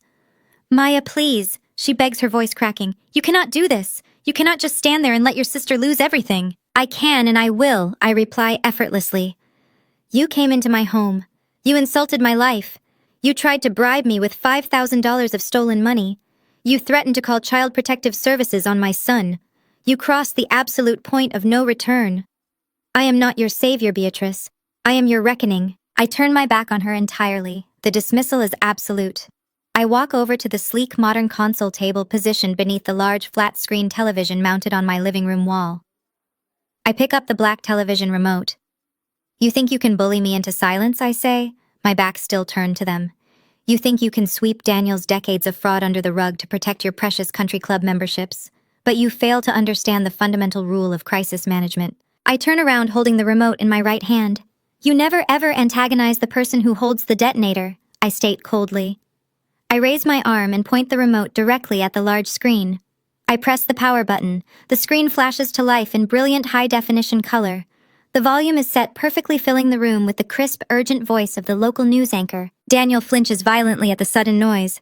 Emma covers her mouth, her eyes fixed on the screen in absolute horror. Beatrice stumbles backward, bumping into the kitchen island as the broadcast begins to play. The camera pushes in over my shoulder, framing the television screen perfectly. A blazing, bright red breaking news banner scrolls rapidly across the bottom of the broadcast. The anchor looks directly into the camera, his expression gravely serious. Breaking news this hour out of downtown Atlanta, the anchor announces, his voice echoing off my modest walls. Federal authorities have just raided the executive offices of prominent wealth management firm Vanguard Financial. FBI agents were seen carrying dozens of boxes of seized documents and hard drives from the building just moments ago. The screen cuts to live aerial helicopter footage. Dozens of heavily armed federal agents in tactical gear are swarming the glass-fronted high-rise building where Daniel's office is located. Police cruisers with flashing blue and red lights barricade the street, blocking any chance of escape. We are receiving unconfirmed reports that the firm's chief executive officer, Daniel Sterling, is currently facing a massive multi-agency investigation regarding severe allegations of wire fraud, grand larceny, and corporate embezzlement. The anchor continues, the red banner flashing urgently below his face. Sources inside the Justice Department indicate an emergency arrest warrant has been issued, and authorities are currently moving to secure his private residence. I lower the remote. The flashing lights from the television screen reflect in my eyes as I look back at the three people standing in my kitchen. The illusion is completely dead. The perfect facade has been burned to the ground. The reality of their absolute destruction has finally arrived. Checkmate, I whisper. The camera executes a violent, dizzying whip pan. It slashes rapidly back and forth between the glaring high-definition television screen where aerial footage shows federal agents swarming the Vanguard Financial Building and the absolute paralyzing terror painted across the faces of the three intruders in my kitchen. The frame tilts abruptly into a severe Dutch angle, throwing the pristine, symmetrical lines of the room completely off balance. The visual distortion perfectly captures the sickening vertigo of their collapsing reality. The news anchor's voice continues to rattle off devastating charges of wire fraud, extreme forgery, and grand larceny, but the broadcast is nearly drowned out by the heavy, erratic breathing echoing through the space. Daniel snaps. The sheer, undeniable reality of his complete destruction finally breaks through his catatonic shock. The pristine savior facade shatters into a million jagged pieces. He lets out a sound that is half terrified sob and half animalistic whine. He shoves himself off the bar stool with such violent, frantic force that the heavy wooden chair crashes backward onto the marble tiles. He does not look at Emma. He does not spare a single glance for the woman carrying his unborn child. He does not even acknowledge his mother-in-law kneeling on the floor. He moves with the blind, pathetic desperation of a cornered rat. He scrambles past the kitchen island, his expensive Italian leather shoes slipping frantically on the polished floor. He runs. He abandons his pregnant mistress and his entire fabricated life in a fraction of a second. The heavy oak front door bangs open, hitting the entryway wall with a resounding crack. He sprints down the driveway toward his leased luxury car driven entirely by pure cowardice. We listen to the sharp, frantic screech of tires tearing against the asphalt as he flees the scene, leaving the two women he deceived behind to face the catastrophic wreckage of his lies. Emma watches the open doorway, her mouth hanging completely open. The reality of his cowardly abandonment strikes her with full force and she collapses. She sinks until she is a crumpled heap on the hardwood floor, weeping with loud, ugly, theatrical sobs that bounce off the high ceilings of my house. Before Beatrice can even attempt to process Daniel's sudden flight, a sharp, piercing ringtone cuts through the sound of Emma's hysterical crying. Beatrice flinches violently. Her hands are shaking so severely that she struggles with the gold clasp of her designer purse. She pulls out her phone. The caller ID flashes brightly in the tense kitchen. It is Patricia. Beatrice's eyes widen with a sudden desperate spark of hope. She truly believes Patricia is calling to execute the vicious threat she made earlier. Beatrice blindly hopes the wealthy matriarch is calling to announce that her army of elite corporate lawyers has arrived to save the day, to silence me, and to crush this impending scandal into dust.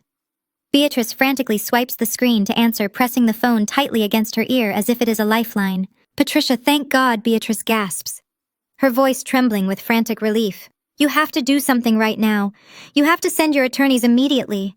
Maya is completely out of control. The news is broadcasting lies and Daniel just ran out the front door in a panic. You have to fix this before the press completely ruins our reputation. But there is no arrogant, aristocratic reassurance on the other end of the line. Instead, a shrill, hysterical scream erupts from the phone speaker. The volume is so loud and the tone so frantic that I can hear every single word echoing clearly in my quiet kitchen. Patricia is not calling with an army of lawyers. Patricia is calling in absolute, unadulterated terror. Are you watching the news? Patricia shrieks, her voice completely devoid of its usual country club superiority. They are here, Beatrice. The federal agents are inside my house right now. They kicked down my front door. They are tearing apart my home office. They are seizing my computers and packing my personal banking records into boxes. They are freezing every single account I have ever opened. Beatrice goes perfectly still. The blood completely drains from her face, leaving her looking hollow and aged. What are you talking about? Beatrice whispers, the phone shaking visibly against her cheek. You have absolutely nothing to do with Daniel's business operations. You told me you were shielded from his corporate dealings. I am not shielded. Patricia wails, the sound of heavy boots and shouting federal agents clearly audible in the background of the call.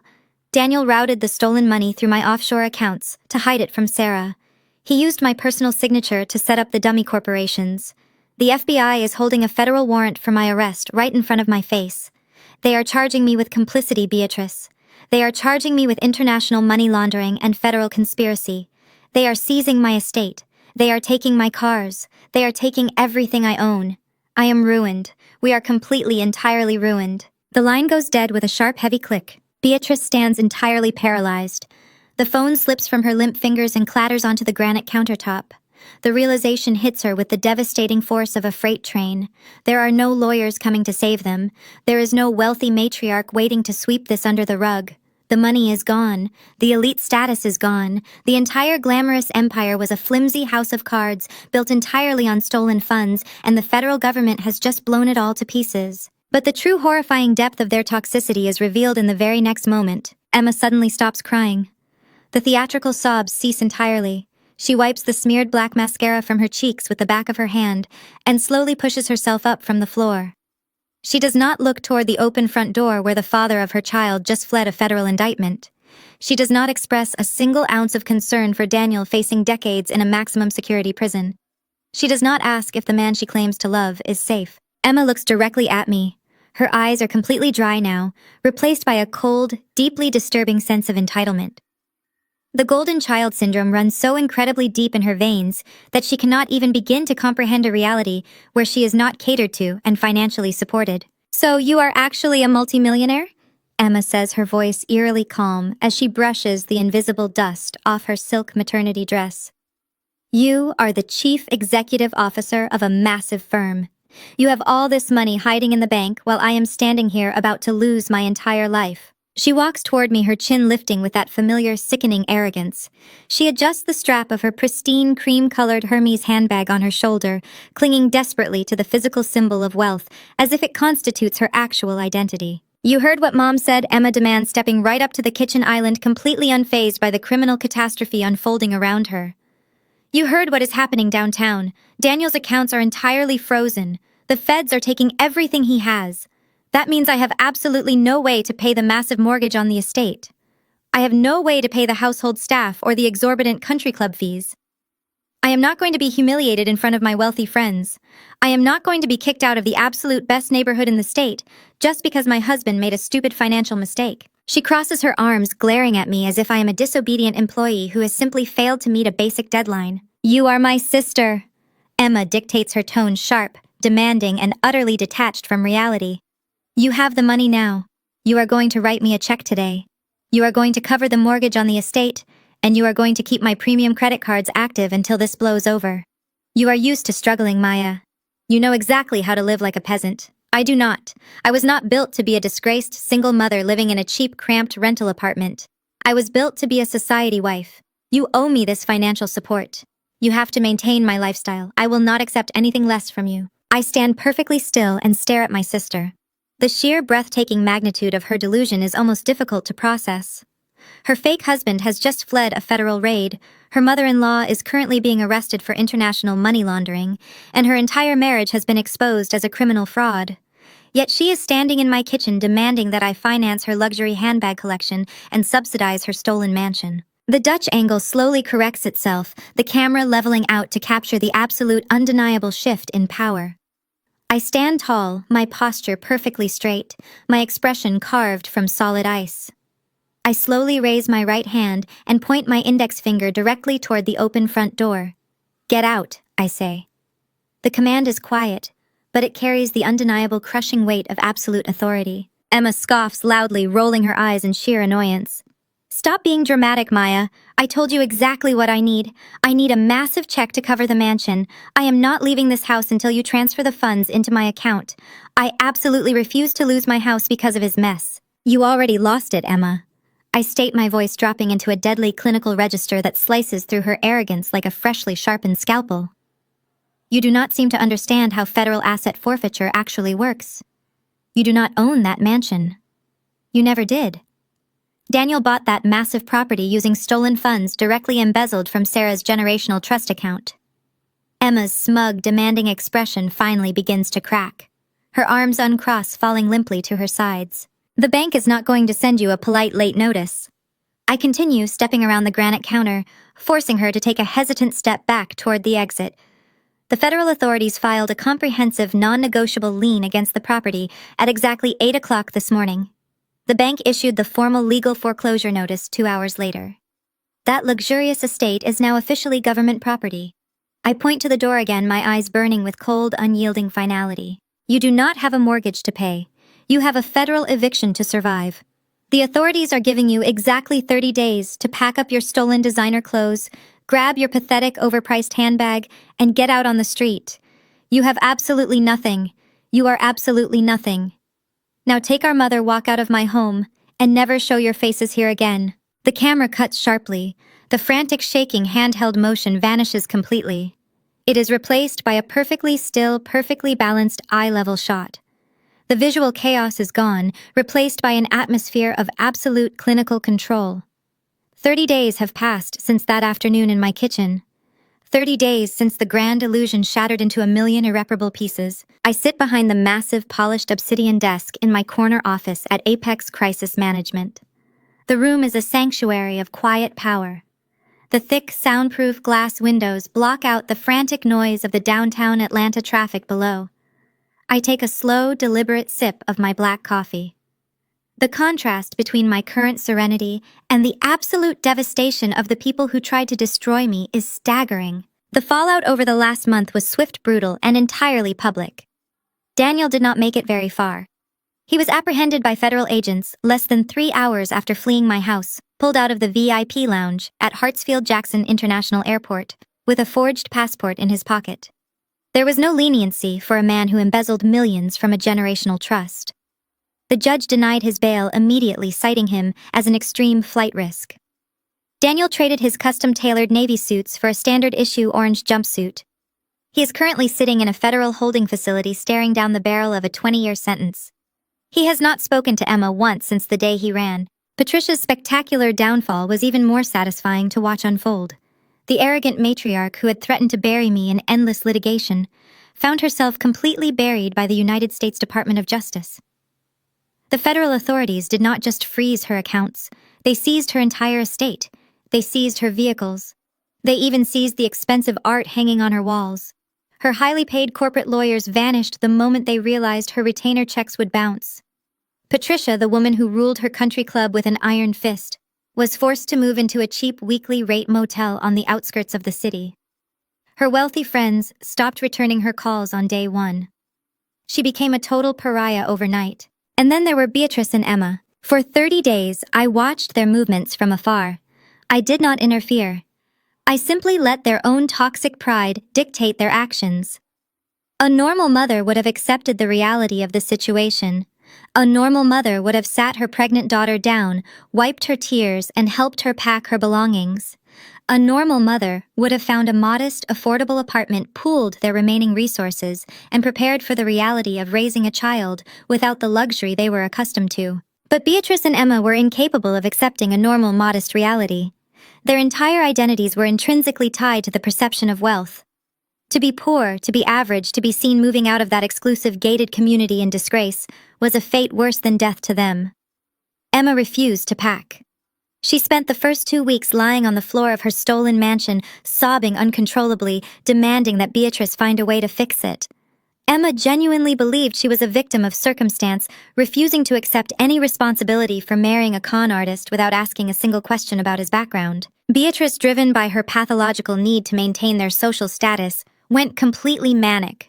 She could not allow the country club women to see her daughter evicted. She could not allow the neighbors to watch federal agents repossess the house. The 30-day eviction notice ticked down like a ticking time bomb, and Beatrice made the most desperate, financially suicidal decision of her entire life. She quietly listed her own house for sale, accepting a significantly lower cash offer just to expedite the closing process. She did not stop there. She contacted her financial planners and liquidated her entire retirement portfolio. She drained every single savings account cashed in, every bond, and gathered every last cent she had spent her entire life hoarding. She threw away her own long-term security, her own future, all to protect a meaningless facade of wealth. Her plan was incredibly reckless, but to a narcissist it made perfect sense. She would use all of her liquidated assets to pay for Emma to stay in that exact mansion. She would pretend the federal raid never happened. She would tell her friends that Daniel was simply away on a long business trip and that they were doing perfectly fine. But Beatrice had a major problem. The federal government had seized the mansion and immediately transferred it back to the bank for a rapid auction. Beatrice did not have enough cash to buy the massive estate outright, and with her suddenly unstable financial situation, no bank would ever approve her for a mortgage of that size. She was frantic. She was cornered. Until a miracle occurred. A private anonymous investor swooped in and purchased the mansion directly from the bank in an all-cash deal. This faceless entity then listed the property through an exclusive leasing agency. Beatrice pounced on it like a starving animal. She begged the leasing agent for a meeting. She offered to pay an exorbitant, grossly inflated rent. She offered to put down a massive security deposit and pay the first entire year of rent up front in cash, just to secure the property. She poured the absolute last drop of her life savings into this single, desperate transaction. My phone chimes on the desk, pulling me out of my thoughts. I look down at the screen. The notification shows a text message from Beatrice. It is the first time she has contacted me since I kicked her out of my kitchen. I reach out, pick up the phone, and tap the screen to read the message. The sheer, blinding arrogance radiating from her words is almost poetic. "We are doing perfectly fine without you." The message begins. Her need to declare victory even when she is drowning is relentless. "This family does not need an ungrateful, vindictive child like you. You thought you could destroy your sister. You thought you could watch us suffer. But you severely underestimated me. I protect my own. I found a private anonymous investor. He bought Emma's mansion back from the bank yesterday. He is a very reasonable, very wealthy man, and he agreed to lease the property back to us long-term." I read the next line, letting a slow, deep smile spread across my face. "I paid the lease in full," Beatrice wrote. "Emma will never have to live in a slum. She will raise her baby in the exact same luxury she is accustomed to. She will never be a pathetic charity case like you. We won, Maya. You failed to break us. Do not ever try to contact us again." I read the message one more time. I do not feel an ounce of anger. I do not feel any lingering resentment. I feel a profound, exhilarating sense of absolute closure. They are so thoroughly blinded by their own vanity that they never stop to question their sudden strokes of good luck. They never stop to wonder who this mysterious, benevolent investor could possibly be. They just blindly assume the universe is bending to accommodate their supposed superiority. I set the phone back down on the dark, polished obsidian. I lean back in my ergonomic leather chair and interlock my fingers, resting my hands on my lap. I let out a soft, genuine laugh. It is the laugh of a woman who has spent 12 years carrying the heavy, suffocating weight of conditional love, only to finally realize the absolute freedom of setting it down. The heavy glass door to my office opens with a soft click. My executive assistant, Chloe, steps into the room. She is holding a thick leather-bound portfolio tucked neatly under her left arm. She stops perfectly in front of my desk, her posture professional, her expression completely neutral, though there is a tiny knowing glint in her eyes. She knows exactly what has been going on behind the scenes for the last 30 days. She knows exactly how much capital I authorized the firm's private real estate acquisition shell company to spend at the bank auction last week. I look up at her, waiting for the confirmation. Boss Chloe says, her voice clear and steady in the quiet room. "The new tenants have arrived at the reception desk. They are asking to meet the property owner to officially sign the lease agreement and hand over the cashier's check for the first year of rent." I slowly stand up from my chair. I smooth out the invisible wrinkles in my tailored suit jacket. I pick up my favorite silver pen from the desk. "Bring them into conference room A." I reply, my voice perfectly calm. "Let us go. Welcome my mother and my sister to my property." I walk around the desk, heading toward the door. The trap is perfectly set. The bait has been swallowed whole. They have brought me every last cent they own, completely unaware that they are handing their entire financial existence directly to the daughter they threw away. It is time to sign the papers. It is time for them to look their landlord in the eyes. And it is time for them to realize that they have exactly 30 days to pack their bags and get out of my house. The camera cuts to the bustling, sunlit street level of the financial district, adopting a smooth tracking shot positioned directly behind Beatrice and Emma. We follow them from behind as they march toward the towering monolithic glass and steel structure of the city's most exclusive commercial high-rise. The visual contrast between their internal catastrophic ruin and their desperate external performance is absolutely staggering. They are walking into the building as if they still own the city, draped in the final lingering remnants of their fraudulent wealth. Emma is wearing an absurdly expensive, oversized cashmere coat, belted tightly to conceal the physical reality of her pregnancy, paired with massive designer sunglasses that hide her red, swollen eyes. Beatrice walks beside her, her chin thrust forward at an arrogant angle, clutching her crocodile skin handbag like a weapon.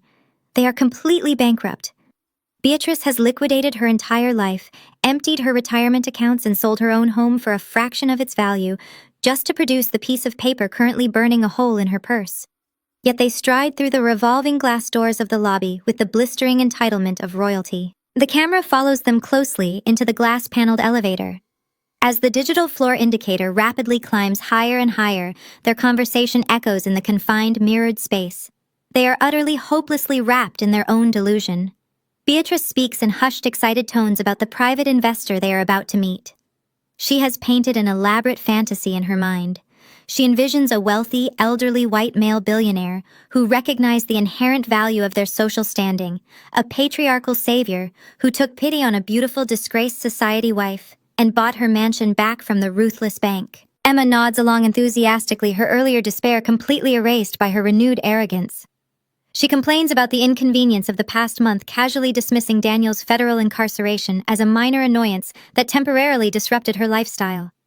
She talks about hiring a new interior decorator for the nursery the moment the lease is signed, entirely convinced that this meeting is nothing more than a minor administrative formality before she returns to her rightful place at the top of the social hierarchy. The elevator bell chimes with a crisp, clear tone. The stainless steel doors slide silently open to reveal the 40th floor. The camera pushes forward, tracking over their shoulders to capture the sheer, breathtaking opulence of the executive brokerage level. Floor-to-ceiling windows offer a dizzying panoramic view of the entire Atlanta skyline, positioning this office high above the traffic and the common people below. The floors are cut from seamless slabs of black marble. The walls are adorned with minimalist, highly expensive modern art. The air in the reception area is perfectly climate-controlled, smelling faintly of citrus and polished leather. It is a space designed specifically to intimidate a fortress of absolute corporate power. Beatrice and Emma step out of the elevator, their designer heels clicking sharply against the marble. They approach the massive brushed steel reception desk. Sitting behind the desk is Chloe. She looks immaculate. Her hair pulled back into a severe, flawless bun, her expression a mask of absolute, unyielding professionalism. Emma does not even bother to remove her oversized sunglasses. She approaches the desk and immediately taps her manicured fingernails aggressively against the steel surface, treating my executive assistant like a low-level servant. "We are here for the private signing," Emma announces, her voice loud, demanding and dripping with condescension. "We have an exclusive appointment with the managing director of the investment group regarding the Sterling estate in Buckhead. Announce us immediately. We have a very busy schedule today." Chloe looks up, her face perfectly calm. She does not flinch at Emma's abrasive tone. She offers a polite, terrifyingly empty corporate smile. "May I have the name the appointment was booked under, please?" Beatrice sighs heavily, stepping up beside her daughter and projecting her own brand of country club superiority. "The appointment is under my name." Beatrice snaps, clearly offended that they are not instantly recognized. "And we do not have time to sit around waiting in the lobby.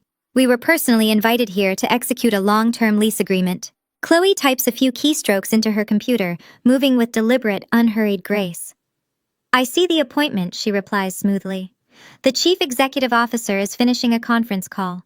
If you would please take a seat in the waiting area, I will let you know when the office is ready for you." Emma completely loses her temper. The mere suggestion that she has to wait pushes her golden child entitlement past its breaking point. She scoffs loudly, ripping her designer sunglasses off her face and glaring at Chloe. "You clearly do not understand who we are or what we are bringing to your firm today," Emma snarls, her voice echoing shrilly in the quiet, sophisticated space. She reaches into her handbag with a frantic, aggressive motion. She pulls out a crisp, certified bank document and literally slaps it down onto the brushed steel desk right in front of Chloe. "Do you know what this is?" Emma demands, pointing a trembling, manicured finger at the printed numbers on the paper. "This is a cashier's check for exactly $100,000. This is a full year of rent paid entirely in cash up front today. Your boss bought our mansion from the bank specifically to lease it back to us. We are VIP clients. We are holding $100,000 in our hands. I am not sitting on a waiting room sofa like a peasant. You pick up that phone and you tell your boss that his money has arrived, and we demand to be seen right this second." Beatrice nods firmly in agreement, crossing her arms over her chest. "My daughter is absolutely right. We are bringing a massive amount of capital into this brokerage. I expect a much higher level of respect and urgency from the staff." Chloe looks down at the certified check resting on her desk. She does not look impressed. She does not look intimidated. She simply looks at the $100,000 that represents the absolute final drop of Beatrice's liquidated life, and then looks back up at the two desperate women standing in front of her. The polite, empty smile returns to Chloe's face. I completely understand, Chloe says, her voice smooth as glass. $100,000 is certainly a significant transaction. Please follow me. The chief executive officer has been expecting you all morning. Chloe stands up, retrieving a heavy leather-bound folder from her desk. She steps out from behind the reception area and gestures for them to follow. Beatrice and Emma exchange a triumphant, smug look. They truly believe their aggressive behavior and their borrowed cash have successfully bullied the system into submission. They fall into step behind Chloe, adjusting their posture, preparing to turn on the charm for the wealthy, benevolent male investor they have fabricated in their minds. The camera follows behind them as Chloe leads them down a wide, silent corridor. The tension builds with every single step. The hallway is lined with dark, polished wood paneling. The acoustic dampening in the ceiling absorbs the sound of their footsteps, creating an eerie, pressurized atmosphere. At the very end of the long corridor stands a set of massive, towering double doors made of solid dark oak. There are no nameplates. There are no titles. There is only the imposing presence of the corner office. Chloe stops in front of the heavy doors. She looks back at Beatrice and Emma one last time. "Right this way," she says softly. Chloe reaches out, grasps the heavy brass handles, and pushes the double oak doors wide open. Beatrice and Emma step over the threshold, walking into the cavernous space.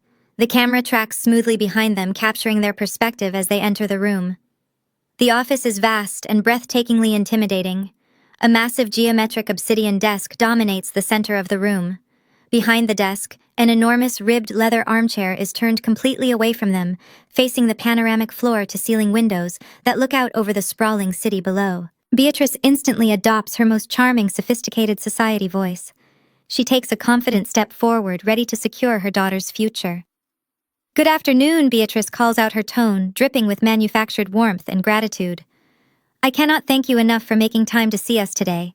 We have the certified funds right here, and we are so incredibly grateful for your private investment in our property."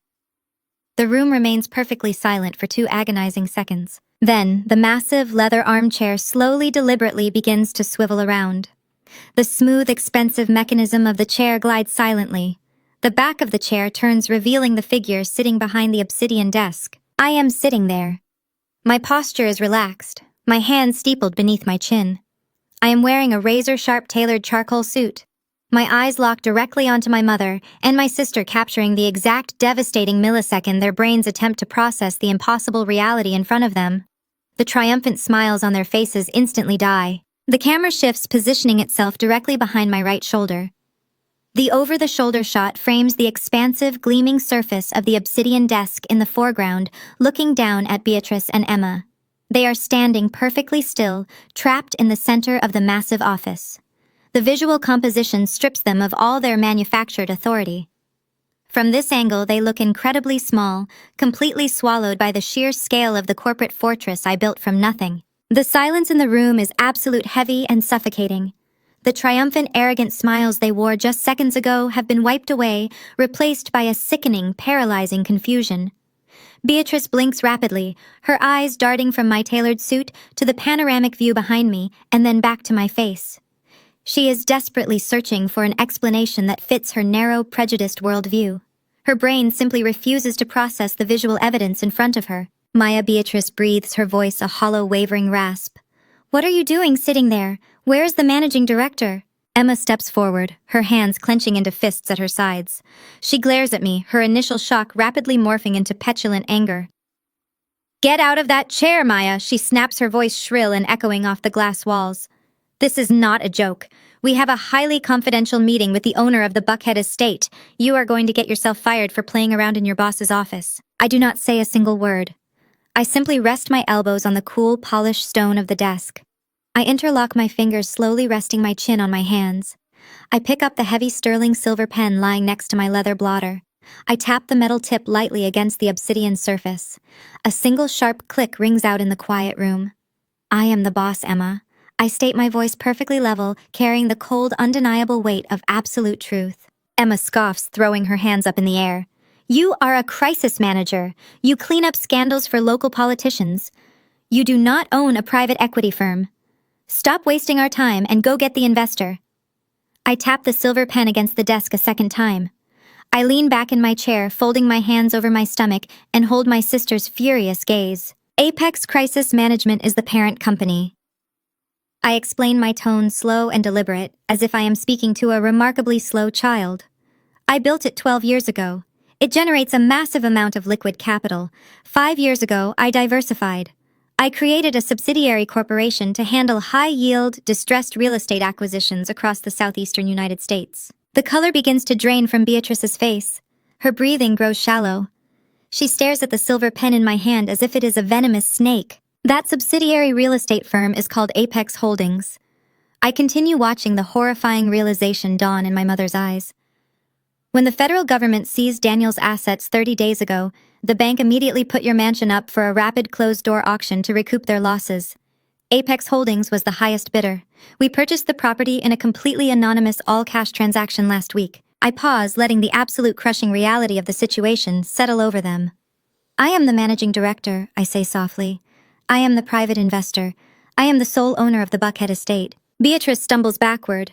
Her expensive designer heels catch on the thick carpet, and she barely catches herself before hitting the floor. She presses her hand against her chest, right over her heart, gasping for air.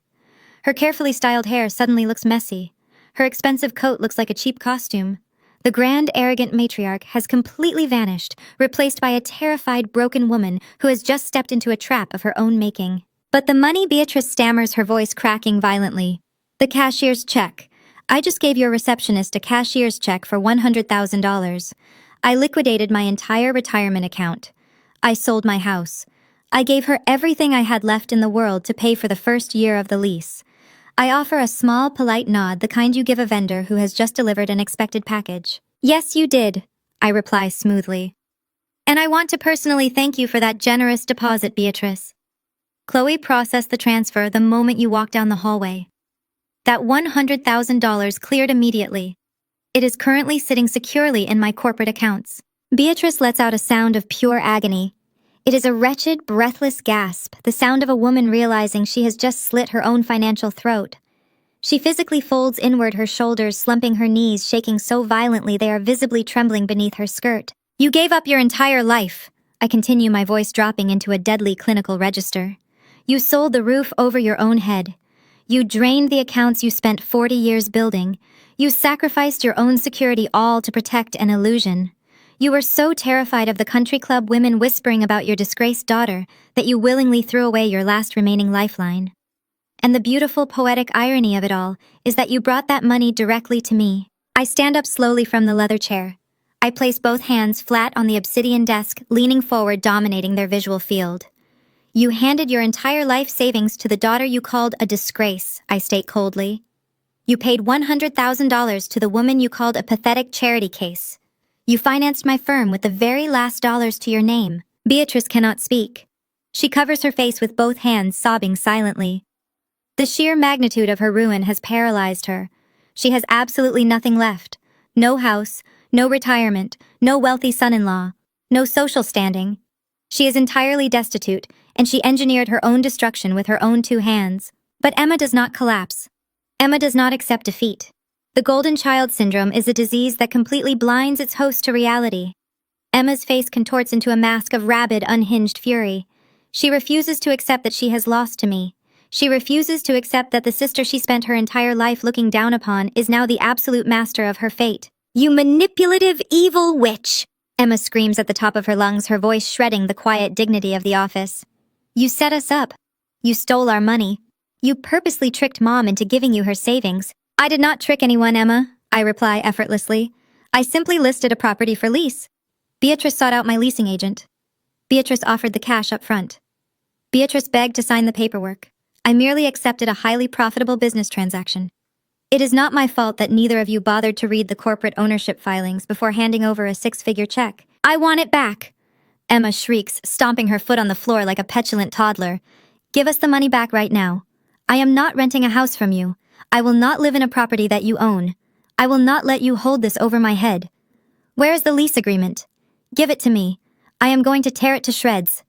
We are canceling the transaction. Emma lunges forward, her hands slamming against the front of my desk. She glares wildly around the pristine surface, desperately searching for the thick stack of leasing documents she expects to find. She breathes heavily, her chest heaving, her eyes manic and completely out of control. Tear up the lease, Emma demands, slamming her fist against the stone. I look down at my sister. The sheer pathetic desperation radiating from her is almost tragic. I do not raise my voice. I do not match her frantic energy. The power in the room belongs entirely to me, and I wield it with absolute merciless precision. I reach into the top drawer of my desk. I pull out a single crisp white sheet of paper. It is not a thick stack of legal leasing documents. It is just one highly official, legally certified page. I slide the paper slowly across the smooth black surface of the desk until it stops perfectly in front of Emma's trembling hands. Emma looks down at the paper, her breath catching in her throat. She expected a contract to destroy. She expected a negotiation. But there is no negotiation. That is not a lease agreement, Emma. I say, my voice ringing with total unyielding finality. Emma's eyes frantically scan the bold black letters printed at the very top of the page. The color drains completely from her face. Her jaw trembles.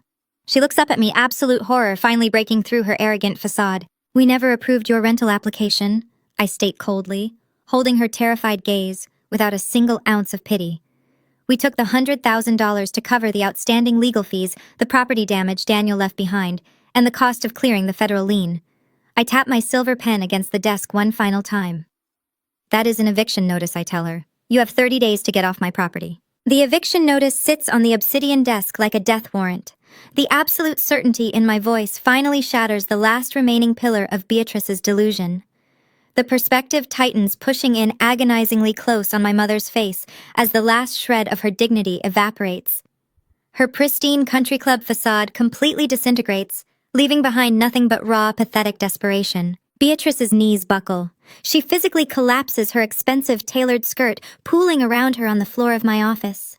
She looks up at me, her eyes overflowing with hysterical, manipulative tears. She reaches out her hands, grasping at the empty air between us. "You cannot do this to me, Maya," she wails, her voice thick with manufactured agony. "I am your mother. I carried you for 9 months. I endured the pain of bringing you into this world. You are my flesh and blood. You owe me. You have to let us stay in that house. We have absolutely nowhere else to go. You have all this money now. You must let your mother and your sister live there for free. It is your fundamental duty to this family." Emma steps forward, placing both hands dramatically over her swollen belly. She uses the only tactic she has left, attempting to weaponize her unborn child for moral leverage. "Look at me, Maya." Emma cries out, her voice shrill and trembling with righteous indignation. "I am pregnant. I am bringing a new innocent life into this world. How can you be so utterly heartless? You are actually going to throw a pregnant woman out onto the street. What kind of twisted monster puts a helpless pregnant mother out in the cold?" I do not blink. I do not flinch. My heart beats with a steady clinical rhythm. I lean forward, resting my forearms on the desk, and look down at them with absolute zero empathy. I remember a very specific night exactly 12 years ago. I begin, my voice dropping the temperature in the room by 10 degrees. It was late November. It was freezing, and the rain was coming down in violent sheets. I was 19 years old. I was heavily pregnant with Leo, and I was experiencing severe, terrifying cramps. I dragged myself up the long driveway of your pristine estate. I pounded on your heavy oak front door. I begged for help. I begged for shelter just for one single night because I was in agonizing pain and terrified I was losing my baby. I watched the blood completely drain from Beatrice's face as the inescapable memory hits her. You stood on the other side of that glass panel. I continue, every word razor sharp. You looked me right in the eyes. You told me I was a filthy embarrassment. And then you reached out and turned the deadbolt. You left a pregnant teenager sobbing in the freezing rain. I open the top drawer of my obsidian desk. I reach inside and pull out 2 crisp, unwrinkled $100 bills. I hold them up for a brief second, letting the green paper catch the light. Then I toss them over the edge of the desk. The bills flutter slowly, mockingly through the conditioned air, landing silently on the floor right in front of Beatrice's knees. The camera drops to the floor, capturing a severe low-angle shot. In the sharp foreground, the 2 crisp $100 bills rest on the dark carpet. Looming in the slightly blurred background is my figure, standing tall, perfectly composed, and radiating absolute untouchable authority. "Here is $200, I state, my voice echoing like a gavel striking wood in an empty courtroom. "I am returning the exact amount you threw in my face 12 years ago. Use it to call an Uber." Beatrice remains frozen on the floor. Her eyes track the green paper as if it is radioactive. Emma has stopped screaming. The silence that follows my declaration is total and suffocating. You have exactly 24 hours to pack your personal belongings and get out of my house. I continue delivering the final crushing verdict. You will take only your clothes and your immediate personal effects. Every piece of furniture, every piece of art, and every fixture belongs to the estate. Monday morning, the police will arrive to officially seal the property. If you are still inside when they arrive, you will be arrested for trespassing. The illusion is completely broken. The grandiose facade they spent decades carefully curating has been violently stripped away, leaving them completely exposed. Beatrice looks up at me one last time, her face a mask of profound, terrified realization. She finally understands that I am immune to her tears, immune to her guilt trips, and immune to the toxic maternal bond she weaponized for so long. There is absolutely no room left for manipulation. The well of my empathy has completely run dry. With her hands trembling uncontrollably, Beatrice reaches out. The woman who once ruled country club galas with a sneer, the woman who would rather face financial ruin than social embarrassment, slowly lowers her head. She scrapes her manicured fingernails against the carpet and picks up the $200. Her pride is entirely shattered. She struggles to her feet, leaning heavily on Emma. Neither of them says a word. Emma refuses to meet my gaze, staring blankly at the polished obsidian desk as she supports her mother's weight. They turn around in complete agonizing silence. Their designer clothes look absurd on their defeated frames. They slowly walk back toward the heavy oak doors, their footsteps lacking all the aggressive arrogance they carried when they first walked in. They look small, pathetic, and entirely broken. They step out into the hallway. The heavy double doors swing shut with a deep, satisfying thud, sealing them out of my world forever. The oppressive tension instantly vanishes from the office. I let out a long, slow breath, feeling an incredible lightness wash over my shoulders. The quiet click of a side door opening draws my attention. Leo steps out from his private inner lounge. He is smiling brightly, carrying 2 steaming mugs of hot chocolate. He walks over to my desk, sets one mug down in front of me, and looks up with a look of pure, unconditional love. I reach out and take the warm mug from my son's hands, returning his bright smile with one of absolute, unbroken peace. As I take a slow sip of the sweet chocolate, the perspective begins a smooth, deliberate pull-out. The camera glides backward, capturing the immense, imposing scale of my corner office. The harsh, pressurized atmosphere from earlier completely melts away. Warm, golden afternoon sunlight pours through the massive floor-to-ceiling windows, flooding the obsidian desk and bathing the entire room in a soft, radiant glow. It has been exactly 6 months since that afternoon. The fallout for the people who tried to destroy my life was absolute and irreversible.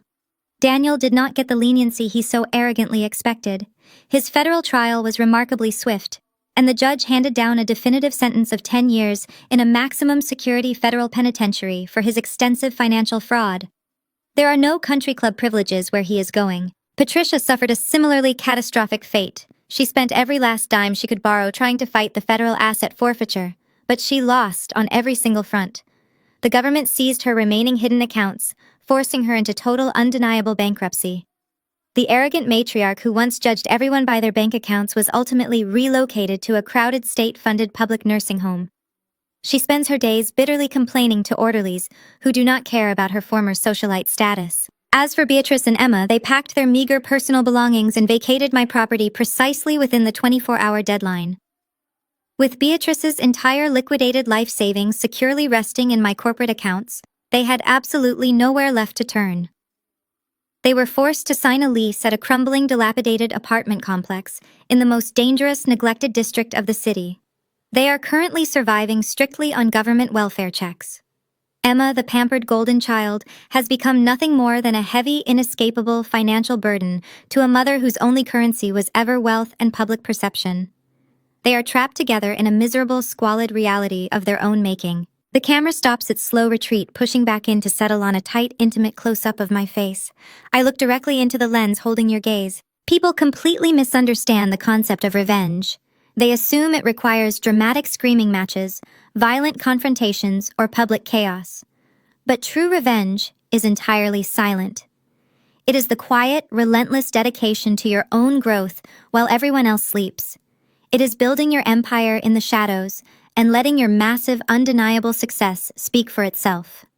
True revenge is forcing the people who mercilessly trampled you to spend the rest of their miserable lives looking up at you from the absolute bottom of society. They stripped me of everything to protect a lying facade. Now I have used the truth to strip away their facade. The sweetest revenge is when you become the creditor of those who tormented you. Have you ever had to stand up to protect your child against your own flesh and blood family? Tell me your story in the comments below.